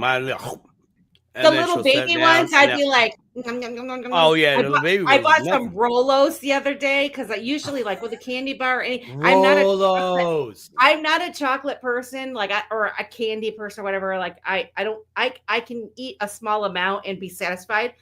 But Rolos, dude, I was like, oh, I can have this Rolo. I'll have it for several weeks, right? Because I'll just eat like one, whatever. No, not with Rolos. I was like, I ate one, and then I ate two, and then I ate three, and I was like, son of a bitch, I ate half the roll of Rolos in one setting. Anyway, off topic. No, this is good, because what we're talking about here is emotional, right? And addictive personality, right? You're like, Mr. Man is here. This is good. What's good, Mr. Man? What's happening, my brother from another mother? You. I miss you so much. We have to have to have a conversation. I'm swinging through. Hey, I'm swinging through Mr. Man's town hall this Friday. I'm going to be presenting some good things over there for the Mr. Man community. Yeah. Aww. On this is really good. And who was it? Rossi? Yeah, Mr. Rossi? Mark Ross. Mark, I'm sorry, but today was a I'm eating my feelings kind of day. That's why I have this. And I know what it is. I was not happy. I was in a bad space. I went for a drive, tried to center myself.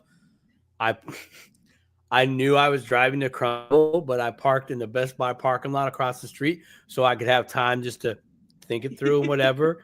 And then I looked at the clock and I was like, well, it wasn't like right then. I looked at the clock. Oh, I got to go. It was like, damn it, just get him. Fine. And so I caved on myself. It was emotional. So my apologies, but I'm eating my feelings right now today. Tomorrow, I'm back on the carnivore doing the big things for me. Do your thing, chicken wing. No chicken wings, just chocolate. Just chocolate. Mr. Man says there's so many scams right now. Be mindful, people. Digital ID comes into reality May 7th, 2025 in the U.S. If you're not following Mr. Man, you should be. This man, and like, if you're part of his Patreon that he had, like, you want to talk about information. Mr. Man, it's no play. Like, I've subscribed to different Patreons over the years. People say like, oh, you're going to get this and you're going to get that, whatever. Right. Mr. Man brings it. Like, there's so much information for $10. It's crazy. $10. Yeah, it's crazy. So if you aren't following him, it just even following his channel is like you're gonna learn so much. But yeah, and not to mention that he is a fantastic human being and one of my favorites. So let's see. Oh, can I address this real quick? Oh, damn it. Is that what you wanted? I'm sorry. Man. No, that's okay. Go ahead. I did want the comment, but not that one. But you go right ahead. Mr. Sam loves slamming the phone when I had to get rid of negative energy. Yeah, now, right? We can't. Bro, you must have an inside. You must have an inside homie that's got you on like the monthly subscription plan of just get a new phone, get it. Wham. You know what I miss, Mr. Sam? I miss being on the phone and like twisting the cord. The cord. While I'm talking, or like rolling up in it, like, walking around the house with the 25-foot cord so that I could go in my bedroom and the bathroom and the kitchen. And that's what I miss. Those were the days. Or the party lines. We had the three-ways. Yep. We used to random people you just call the party lines. So going back to hardline old tech, we had a 25-foot cord, from the receiver to the phone, right? That didn't include the cord from the wall to the back of the phone. But man, I got that cord out to about 35 feet over time, just stretching it. I know. Right? I wanted since we're talking about emotions, feeling, negativity, I saw Mark asked, you're on the carnivore. I ate my first meal of the day, but I'm now good after that. Okay, so Mark, here's the play with that, and I think you're right on track for doing it. One meal at a time. Just focus on one meal. Give your body time to adjust. And it's really not your body, it's your mind. It really is your mind. That's what I noticed for me. And then I started then I would switch out, go to 2 meals. And it was whatever meal I felt I would have the best chance of success at, which was lunch, right? For me, it was breakfast. If I knock down breakfast, then I'll move to lunch. Okay. Um, and so that worked for me. And then eventually I got to dinner, but I integrated. And what I was able to discover in this carnivore lunch for 2 days, and then I would default and go back, right? What I noticed is I could tell when my body was not liking the stuff that I was putting into it, like the next day. Like I would always read in my food stuff, or for my food journey, right? My rabbit holes, my research. Potatoes can cause inflammation, onions can cause inflammation, and these other things. Some they'll make you stiff and whatever, right? So I did a carnivore. I was on carnivore. I had 2 meals replaced, and I really wasn't doing fast food. And I was really trying to not to do the veggies and the rice or flour. Like, it was a tug of war game of what I was going to do. But I got my portions down on how much of that stuff I would consume with my last meal of the day. Well, one day, me and the wife were out running errands. I was hungry. I was really hungry, and I have other symptoms that come along with me just being hungry. So I was kind of in an emergency situation. So we stopped at Chick-fil-A. By the way, not a bad stop, just saying.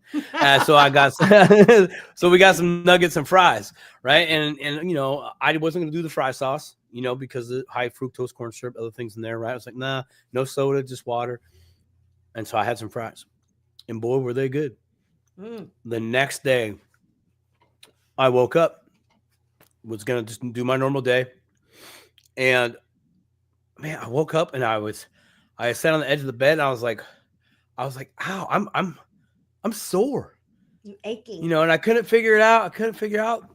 Did my day, came home, and I was still just really sore. And the wife says, "What's wrong?" I'm like, "I'm sore." She goes, "Where you been working out?" I'm like, "No, you're being too nice to me. I didn't do anything for the past couple of days. I literally sat on my butt, like no effort. And then I was trying to run through the gamut, and then I was like, oh, the French fries did it. Oh my gosh. So then I did another 2 weeks, and of course, I had the glutton for punishment. I tried again just to see. I had half the fries, no nuggets, just to see what would happen, and voila, it did happen. So keep going on your carnivore thing, man. It's a slow process, one meal at a time, and you'll get there. Now, to the second carnivore question, I know we're going off topic here. This one by Shauna, strictly carnivore, animal based. Okay, so I did carnivore for me, as in I started just with I started with meat, but I figured out that the beef was better for me. But I also did a lot of animal fat. That actually didn't come into play till later, but that was my body's experience. One day I got some ribeyes for the week for lunch. That's what I was having. And I had chilled it in the fridge. I'd cooked it and left it in the fridge, and then took it to lunch the next day. Ate it at lunch, and it was like the last couple hours of work. And I had some big fat chunks on there, but I could eat them because they weren't all like, kind of like a loogie the second time. They weren't like that. Real gelatin, it was nice and firm, but still chewable, very chewable. And so I found that I could eat the fat better that way, as opposed to, fresh off the grill. So anyway, so I ate that, and then like about an hour after lunch, dude, you think I slammed a quad shot, white chocolate mocha from Starbucks or something, because I was just, woo! I could feel the energy, man. I was doing my work, and I couldn't figure out. I'm like, why am I all jacked up on Mountain Dew right now? I don't know what it is. All right, yeah, woo! This carnival thing. Who wants some? You want some? Let's go! Yeah, I was all full energy, right? And I couldn't figure it out. And I'm driving home, and I'm still I got my happy feet on, no reason. I'm just positively vibing, and I was like, what I have? The fat. It was the fat. No, let's try it again. Tomorrow we'll do the same thing, see if the same thing happens. And sure, stikes, it did. Ate the fat, Within an hour later, I had a rush, and it was great because I got the rush like I would from caffeine or sugar. But guess what I didn't have? The crash. You didn't have the crash. No crash. Slept great. Didn't wake up all stiff as a board. I woke up good, but this was over time. So I primarily, when I'm doing my carnivore, if it comes from a face, I'll eat it. But I really try not to do the milk thing.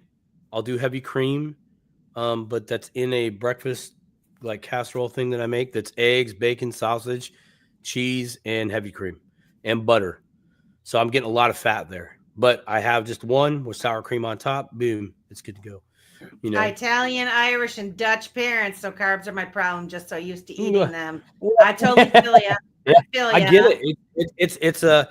It's a struggle, but I had a little extra motivation because when I have carbs, I mean, like this cookie right here, I'm gonna have to like watch myself for probably the next 24 hours just because the carbs. You're not used to having the sugar either. Well, it's not just the sugar. My real problem through my journey here, which has been great. I dipped my toe into the carnivore, but I found out that. My symptoms that I would have that prevented me from working time and time again. One of the things I figured out was, high fructose corn syrup versus sugar. My body could process the sugar a little bit better. I would still have symptoms, but not like if I had the high fructose corn syrup. So fast forward, I'm on the carnivore, but I decided to have a chip. One tortilla corn chip. It was really good, by the way. I was like, oh man, I missed this. And then like 5 minutes later, I started just like not like wobbling like I am here, but like I started feeling my symptoms. And I was like, what in the hell? What happened? And then of course it dawned on me, I had one corn chip. And I was like, wow, that's a thing. And then I started looking back at all the other stuff that I've eaten over time. I went to like the grocery store with the wife one day. We were just running some errands. I was getting some meat, of course. But we went down the aisles that we used to go down. And she's like, what are you doing? I'm like, I just want to look at some stuff. And so I looked, cornstarch. Went to the next thing, corn syrup. Went to the next thing, modified corn, something or other. You know what I mean? And I'm like, it's the corn. Everything. I mean, plus the other thing. Yeah, I'm like, but it's the corn. It's the corn. It's the corn. And that was a bummer for me because one of the things, the snacks that I used to get off my, to get off my snacks like this, was popcorn, butter, Redmond salt. It was like my happy medium, right? That was, I love popcorn. I'm a popcorn fan. I got all the different ways to make the popcorn good in my house. But now I don't have it because my body responds to it negatively. My body does not like it. It's when when you really sit there and look at it, it's like I have my own personal truth and journey with the carnivore protocol. Am I going all in with the Lions diet and all this and that and diving headfirst into the cult?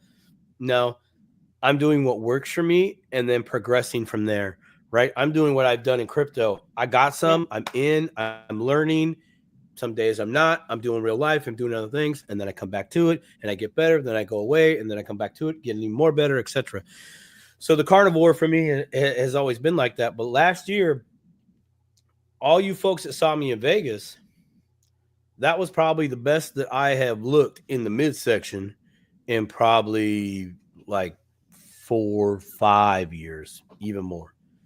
It was just, I didn't have the bloated, feeling. I could sit down and not have my belt choke me out of my tummy.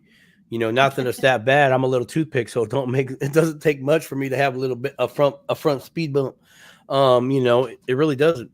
But when you get rid of these things that you start noticing, like the bread and the veggies were causing me inflammation, and it worked for me. And then of course, what I do? Same thing I did with crypto to my wife. Honey, you gotta try this. Oh my God. Jesus himself said this is the path to righteousness, And she's like, well, let me do my research. I'm like, what? You don't have to read the Bible. Come on, just do it. I promise. It's good. So anyway, so she did. Go ahead. I'm like, maybe Am I going off track? I'm totally going off track here. I'm so you sorry. taking this completely off the rails. I'm sorry. I'm like, maybe we should have a crypto and carnivore mini. We could do it. Yeah, we're let's do it. I'm sorry. Let's bring it back around. I'll tell you about the research that my wife did on another show. I'm sorry. Keep it carnivore. No, let's go. I do think it's a fantastic topic, and one, like you say, like you're learning, you're teaching yourself about your body, what it likes, what it doesn't like, what it responds. When you start to detoxify yourself from the foods that aren't so good for you, it only takes a little bit of it for then your body to really respond to it, for you to go, oh, this is not, like you said, you ate a chip and it instantly gave you a stomach ache, where, if you're like eating something every day, You're gonna notice it. Then you eat it. Like I did the Atkins diet back in the day. And I remember like getting rid of all of that stuff, all of the sugar, all of the carbs, all of that kind of stuff.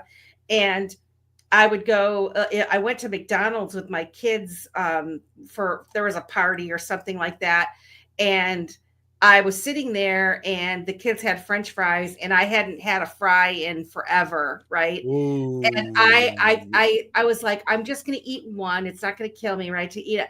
I ate a fry and I, for the first time ever, I realized what a film of grease and oil they put in your mouth. Yeah. But when you're eating that kind of stuff all the time, you don't even notice it at all. Like it just, so that really opened my eyes. So I can imagine, starting something like that. But these are things where you're taking responsibility for yourself. So it's just like crypto. You're learning about these things and you're experimenting with them and you're doing what's right for you, what makes you feel good, and the same thing with the crypto when it comes to these wallets, right? Not every wallet is gonna vibe with everybody. Some nope. Are easier, self-explanatory. Some of you watching, you might be, just wanting Bitcoin or just wanting Ethereum or just wanting XRP or Solana or XPR. We're gonna have a show on XPR and Metallicus coming up soon. On the this is a surprise for you, Simon. I got it booked. I got the show booked. Nice. That's good things. I like that. Another thing to consider is, when we're talking about wallets, we're talking about wallets. Your wallet might not compute with whatever device you're trying to use. It's a whole nother thing that can be a problem. So going back to what Melissa. Some of y'all out there might feel like Melissa pushes hard on this, but there's very much merit to why she does this and says this, and that is do your own research. My friends, that is doing your own research. You need to see if your phone or your PC or your Mac or what version of the Mac you have or what, the LG, whatever, the Samsung, whatchamadarnits, the Motorola P4 Type 2, the Nokia, been missing forever, 500, whatever device you're using, you're going to have to make sure it's compatible, or at least do all that research that you can to see if it is. Most wallets will at least tell you, can you download for Android? Here's the iOS, here's this. But again, you're not going to know unless you go out there and look. So go out there and look, do your own research. If you are researching these different wallets, they'll tell you what assets they hold, what assets they're compatible with, because like I will say this, they're getting better in holding more and more, so back in the day, it used to be really difficult to find, wallets that held certain assets. And so you'd have to, leave them on an exchange or only this one wallet type thing. And Mr. Zam, we're gonna talk about XPR and Metallicus, the metal blockchain. That is gonna be on the what do I got? it's going to be, Wow. this is one of the things I was going to tell you because I just arranged it yesterday or last night. Well, tell me, sister. It's Don't hold out. Don't hold out. Well, it just because it just happened. The 30th. So the last week, the last Wednesday in April. The last hump day of April. On the 23rd, we're doing the Faces of Crypto, another Faces of Crypto. So next week we have open. We don't have anything specific for next week yet. We can continue this. Well, we can. I mean, because obviously, we ran. I carnivored us You out. You carnivored up. But that's okay. Like I think we're good. We can talk a little bit more, and it seems like it's like overkill to talk about it. And I've watched some videos where people talk about the wallet thing. They go through it really super fast. And, and then you're just supposed to be good with it. And I feel like there just needs to be more discussion when it comes to these types of things, because it's a big deal. And when you're new, first of all, if you're only watching 10, 20, 15-minute videos to enter into crypto, you kind of need more than that, right? You need more than just those little zippers to spark you into buying a Ledger Nano or whatever, right? Find yourself a community. If this one resonates with you, we'd love to have you and come be part of our family and hang out with us on Wednesday nights. Start dropping some ideas of things that you want to talk about, things that you have questions about. If we don't know the answers, we darn sure know people that do. So we can get those topics addressed for you. But it's really important that if you are interested in getting into crypto, doing your own research, and the wallet is like a really, really, really important part of the whole, be your own bank type mentality. Or even if you eventually down the line, you don't want to be your own bank, no big whoop, but at least teach yourself and understand how this works, right? Also, with a new topic like crypto, what is it, Simon? Also, with a new topic like crypto, you learn by repetition. That's that throwing the ball in the backyard I'm always talking about. And you need friends who you trust to talk it over with and do your studying and research. And this is true. Now, I know for a fact that this happens to people. We can get information overload. So practice by doing, but maybe just pick one area. How about, here's a great question. Where do I get the crypto? Wonderful question. Well, why don't you go find out some places that say you can get it, and then ask yourself, are they trustworthy? Well, I don't know. You don't know them. Well, how secure are they? Again, you don't know that either. These are just good things to go and do. And if that's not your cup of tea, I get it. I really do get it. But I definitely encourage you to push harder, because when you're in the asset game, when you're getting any type of assets, you've gone from the "here, daddy, hold my money, thank you." You don't do that no more. You're like, "Dad, give me that. That's my money. Get your hands off." That's the line that you've crossed. And because you've crossed that line, you're the only one that can protect what you have. And your biggest enemy, your biggest threat, it's not me, but it's you. Right? Now look in the mirror. You're the only one that can make this be epic, epically awesome, or an epic nightmare. Per se, your version. I'm not trying to scare. I'm just trying to share.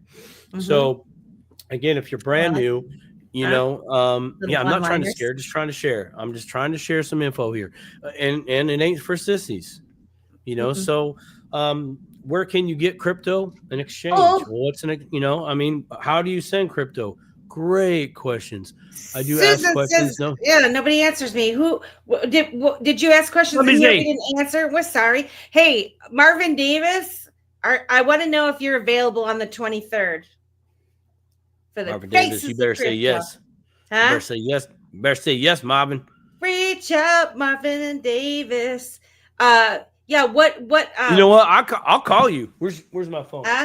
Yeah. I'm gonna call Marvin right now. Where's my phone? I'm gonna call Marvin right now and say, hey, you coming on the show, right? Sing for Jesus says this incredible show, the incredible group of people involved. Yeah. So you know what, like what Simon was saying, in Rosemary and everybody, getting your network of people that you trust, that you can ask questions and bounce questions off of each other, because there is an element of trust here, right? Like, and so I understand for someone that's new coming into the space, it's like everybody acts like, they know each other. You don't want to get yourself in there and ask questions. We want you to feel comfortable to ask questions, right? And you just have to know that, like, you at some point you're going to have to trust someone. But the good news is, like with shows like this, where you're seeing the same people coming, you're seeing the same where they're coming on the show. Yeah, see Marvin Davis, I'll reach out for sure. You're seeing the people, we bring them on the show, right? Some of the people, like just your regular people that you're seeing in the chat. That's the whole premise of the show. Because we're all like, they're people like you, like me, like Simon, like Sing for Jesus. We're just regular people all learning together. And that is more comfortable than seeing somebody that's on, a show that you don't know, that's trying to sell you something, right? We're not trying to sell you anything. We're just trying to help you and provide you with a place to get some questions answered. And Susan Roblin, if you ask your questions, if we're not answering them in the chat, if we're missing them, you can always reach out to dipatoshow@gmail.com and email it to us.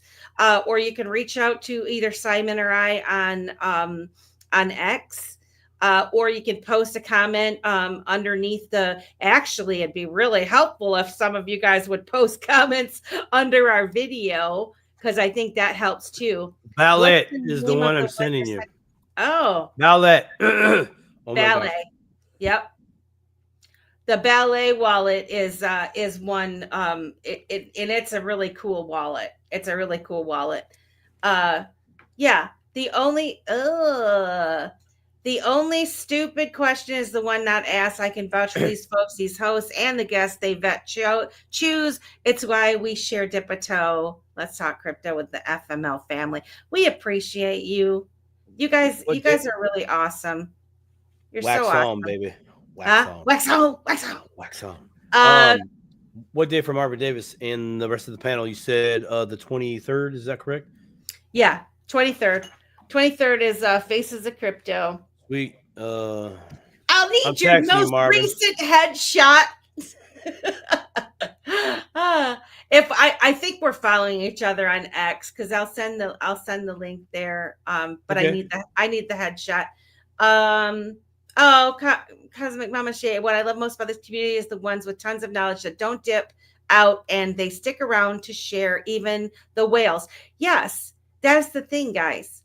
So, and this is the cool thing about the Dip a Toe family and the Stone with Coffee and Crypto with Stone in the morning, and Mr. Zam and Steak and Bake, the Florida Man Landscaping, all these people, they have their groups, they have their own lives and stuff, they have their own shows that they do, or their spaces that they do, whatever, and they come here to Dip a Toe to share, and we go there, and why do we do that? Because we're helping each other, we're lifting each other up, and we're learning from each other. Like, some things I don't know, And I might know something that nobody else knows, or I might know something. I might have a different perspective on something that everybody knows. What? Rob Nichols, we What? love you.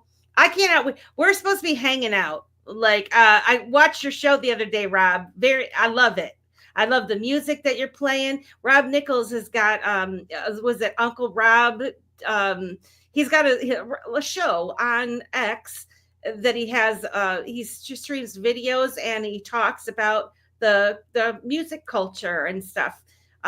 In part of the IMU TV with Nile and the IMU protectors or IMU collectibles. Love them boys. Not to mention the fact that Dipper boys. Toe is on IMU TV in 23 countries around the world. So just saying. Pretty smooth, pretty sweet. Value gain Devery Wednesday night. Oh, we love you, Mr. Zam. I mean, I cannot wait till XRP Las Vegas. Like, I am so excited. I don't even know when it comes time. Like, there's going to be so many people there that it's going to be overwhelming to just even be able to. I would be like hugging and talking, and like it's going to be crazy. You get you. So, I have an announcement. Oh, I got the wife confirmed. Yes, I got Ryan confirmed. And so we're not gonna we ain't gonna fly. We're driving. Ryan wants to drive too, but does Ryan have a Yasui? I don't know what a Yasui is.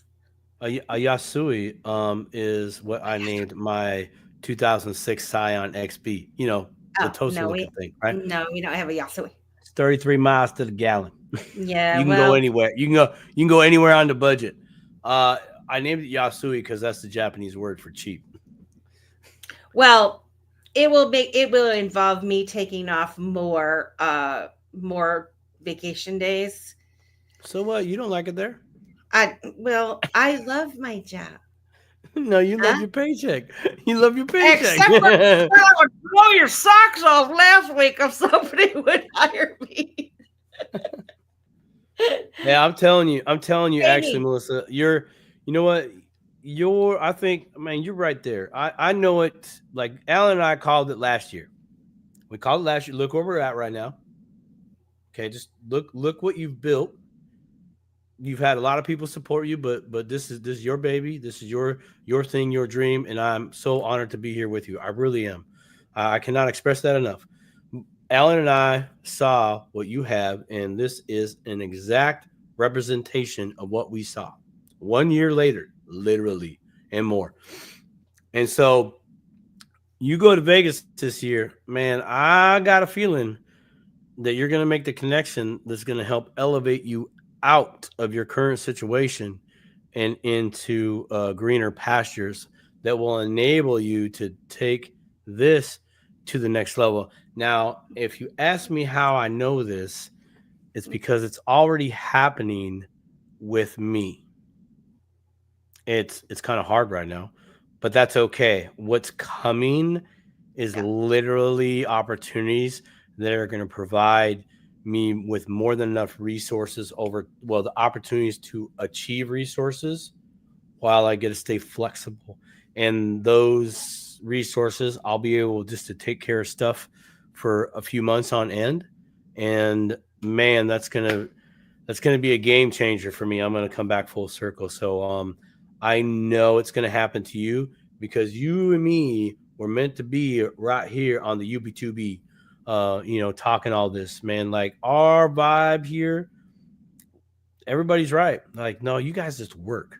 Even when you're on opposing sides, you still work. You're still coming to the middle and be like, I love you. Come on. you know what I mean? Like, so I know it's happening to me. I know it's happening to you. It's just coming. It's just coming. And I think Vegas is going to be the place where the connection happens. And I mean, I can already see it. So a year from now, I'm going to come on the show and I'm going to say, oh, I told you so. I told you so. Oh, I told you so. And it's going to be on video right here. We can even play the Roll the clip.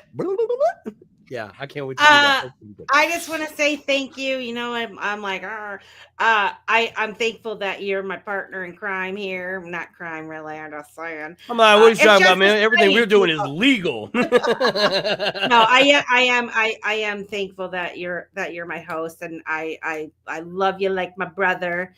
Somebody asked me if we were married. They were like, "Are Simon and Melissa married?" I'm like, "No, we're not married." But I didn't realize when I made our picture, I was just trying to put two pictures together, you know, and they're like, "Well, it kind of looks like you're a couple," and I'm like, "Oh, no, Jesus, no. We're not married. I've got my own. Yep, I got my own angel. We are. She's in the chat playing around. Wonderful friends, and we both have wonderful spouses. So, yes. One thing that I did want to mention, what popped in my head, what I thought was really cool, because I'm listening to all these different things where, you know, because I say we're the early adopters and all that kind of stuff, right? I think it'd be cool to have a show, you know, every once in a while where we have people come on, like we're doing the Faces of Crypto, but I think it'd be fun to have people come on and just say something to their future self, like just to document that they were freaking here. Like, I would love to give everybody in the chat the opportunity to just have say like, "Hey, remember, girlfriend, when you was reading crypto stuff, you was talking, you didn't know what you was doing, and whatever," and just talk about it and talk to your future self so that it's documented forevermore, that when your grandkids and your grandkids, they can go, "My grandpa, he was an early adopter of crypto, right? He knew what was up. That's why I got money today, because my family members were the smart ones that were figuring this shit out when everybody else, they were the salmon swimming the wrong way in the stream when everybody else was like, it's a scam, it's all bad. We were the ones that were like, oh, we will get up over that hump." Huh? That's right. Northern living in the house. What's good? He's torching the grass. What kind of grass you talking about, brother? What you talking about? Homework, then talk about the weeds. That's a good idea. Optimistic Prime says homework, then put the videos together. Yeah, that's a great idea. We could have people submit them, and then we could just do one big one. Or for the people that don't want to do it themselves, they could just come on the show. My Prime Canadian family. I think it'd be great fun, and just to forever document that, every single person, 286 people watching right now across all platforms, every single one of you guys should be so proud of yourself that you're even watching the Dip a Toe show, because we're a small channel. No one knows who the hell I am. No one knows. We don't know. They don't know Simon. They don't know Dip a Toe. People that tell you different. But we got 286 people that came across this show, and we got a bunch of people that come week after week, and we should be absolutely proud of ourselves for sticking to our guns and learning about this stuff. I mean, it's no joke, and we don't even talk about the world changes as much on this show, but the transformation that's happening in the world right now, for us to see this go down and be a part of it is historical. Like, we literally are pioneers. It sounds so like, oh, whatever, you're no, we literally are. Like, we literally are. I want everybody to put a 1 in the chat if you've been into crypto for at least a year. And then I'd like for y'all to put a 2 in the chat if you've been even messing with, at any level, AI. Just go ahead. I'll wait. Most of you are on the X, so that's not going to work. Let's see here. All 27 of you over on the YouTube channel. There's look, Susan Roblin, number 1 right there. Boom. 1, 2. Yep. 1, 2. Yep. Here they come. Here they come. Florida man living. This is just a testament for everybody in that chat over on YouTube. Everybody's doing it. That Melissa's correct. We're pioneers, right? We're the proof of concept, and we're proof of work in real time. We are the great experiments of our age. We are the beta testers. We the beta tester. I'm a master beta tester. Megan T says 1, but still a huge newbie, and 2, also still a huge newbie. I love it though. I love it. No, I mean we're there. I mean, I'm learning some things from the youngsters that are taking full advantage of AI. And I'm like, man, what a time to be in your mama's basement per se. You know what I mean? Like you literally have all the technology to literally leapfrog everything that your parents have done, that your grandparents have done in the traditional sense, and they're just leapfrogging. They're totally leveraging technology, in the business sense. And some, they might be in the crypto, they might not. There's others that are, pardon the term, balls. They are neck deep in the crypto. And now these two individuals, AI and crypto individuals, are talking to each other. It's literally the future here on out. No questions asked, man. Leverage the tech. Leverage it. Leverage the chat. Leverage. Pioneers had to leverage. We're so fortunate to be giving this our attention, and it's super exciting to me. And it is new version of AI in 1 hour. Yeah, I love it. I was gonna say, I think we should. Yeah, you want to cancel the show? I mean, not cancel. You want to cancel the show? Let's just cancel it. I mean, we could just keep talking and talking, but I think we should wrap it up, and maybe next week we should just continue on So then it's a 3 series, Back to Basics 3, and then we can wallets. Yeah, we're still talking. I mean, So next week we'll do it again. We'll start off with we'll do maybe a little recap, hot, cold, online cold storage, just real quick, and then jump into the custodial and non-custodial wallets. And I would really kind of go. Yeah, I would like to get Sojan. Maybe we could ask. Oh, yeah, okay, yeah. We can. I'll see if he could come on. It's really short notice, and I know he's super duper busy, so he might say he might not be able to do it, but he'd be a great person to come on. And like I said, he's super smart. I mean, there's lots of super smart people that know about wallets and stuff. But he actually builds them. So that's why I thought, he could maybe answer some of those more technical questions that people have when it comes to wallets. But if not, we'll always have him on whenever he's available to do that. Oh, I love you too, Sing for Jesus. You're so nice. Mr. Zan said we have a strong syllabus. Huh? Oh, we went all over the place. We're gonna have a crypto and carnivore series on the. Oh my gosh! That's why I named it Dip a Toe, because we can do a dip a toe on anything. We can do a dip a toe on anything. I know. I remember when you told me that. When you told me that, you're like, "We think about dip a toe." I'm like, "Oh, that's awesome. That can go into anything. Your toe can go into any tiny little thing it wants to." Yeah, no, it's fire. I love this. I love this community. I love everybody that's watching us, wherever you're watching us. I really, really do. It's been very gratifying, very humbling. But what you have, these are my final thoughts for the night. Okay. What you have all helped me to do, and some of you aren't even watching this that have helped me, is recognize my strengths within.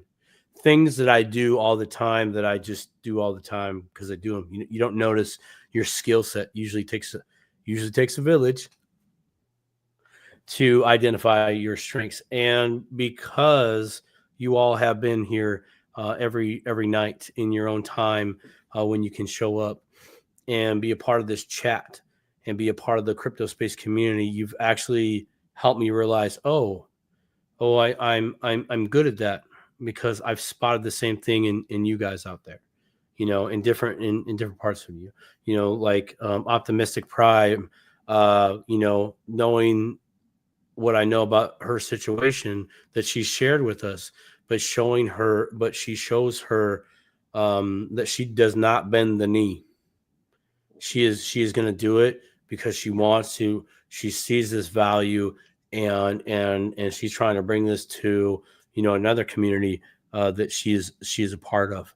Mr. Zam, Susan Robbins, Northern Living, Cosmic Mama, Awesome Amy, Shauna Wynn, Mark, Megan T, Marvin, Lisa.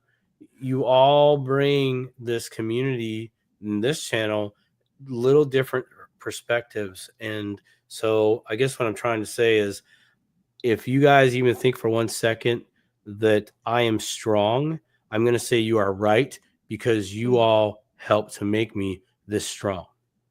So you guys made me.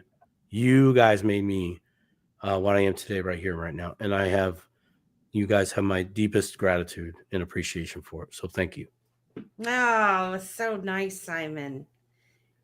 I'm just going to echo that in the fact that, in our everyday lives, right? People label you, they put you in a box. I always say, like, I don't want to be put in a box, right? People have their ideals of what we are, who we are, right? They tell us who they are. They make us who they want us to be in their mind, right? Through their labels and whatnot. The cool thing about this environment that we're in with the cryptocurrency space is that, you can learn. Like you say, you can be strong. You can be an expert on something because you're putting the time, you're putting the work down. All those people that are at your workplace that, think they're better than you, or the people that laugh at you because, whatever reason, right? Just know that their opinion doesn't mean anything. You have the power, and you're taking it, and you're learning, and you're educating yourself, and then you're teaching others. That's fire. That's fire, right? So I'm just proud of everybody. I love everybody. I can't wait to meet everybody. If you're not going to XRP Las Vegas, we'll have to have another watch the meetup. Roku. We're gonna watch the Roku, bro. Be a part of history. Say, I watched that. Oh my God. We're gonna try to stream as much of it as possible. It's gonna be crazy fun. We're gonna try and we don't want anybody to feel bad about not being able to go, but we hope that we can make it so that you feel kind of like you're there. With us, just like you do when you come here on Wednesday nights, because I feel like, I'm finally getting used to talking to Simon or our guests on this camera thing, where because I'd be like, everybody else looks like they're looking right at me, and I'm like looking over here, and I'm over that now. Like, I realize that I probably look cross-eyed half the time or whatever. I don't even care anymore, because I'm just getting so used to it. And so, but I feel like you guys are all in the same room with me. And so, right. we really, cool? Yeah, it's so cool. And I mean, I just you guys are just fantastic. And what an opportunity that we've gotten to meet each other. Most of you probably wouldn't have given me the time of day before. And I'm just saying, there's a lot of people that our paths might not have crossed. And so, because we're varied backgrounds, right? I'll give you the path. I'll give you the path. Yeah. Some of us smoke cigarettes and drink White Russians, and others are total exercise, clean living, healthy, the way you're supposed to be, right? Those people don't normally hang out, right? But so I'm just saying, I don't know, we're from all walks of life. And I think one other thing I want to say, and then I'm going to shut up and we're going to leave. I think this is fantastic because I'm seeing the young people and the older people, like we're bridging the gap together. We're learning together. There's a lot of the young folks that, like you say, they know the AI stuff like the back of their hand. They're building stuff. They know different things than we know. And whenever I'm listening to Spaces or I watch other shows like this, I'm noticing, like Uncle Buster's and Berserkers, Coffee Time or Boardroom, whatever. They have different people pop on. Marvin Davis goes on that one too. They're different ages, but they got different stories to tell, right? They got different opinions, different life lessons, and they respect each other, and they're talking and they're collaborating with each other. And it's just so wonderful to see. And so, when they say you can create your own reality, your own universe and all this stuff, I truly believe that you can, and we are. And, the more people we get to join us, the more powerful we are in making the world the way we want it to be, the way that it should be. So in any event, with that, I want to wish everybody a good rest of the evening. We love you guys. We will see you back here next week for Back to Basics Part 3. Back to Basics Part 3. Check it out.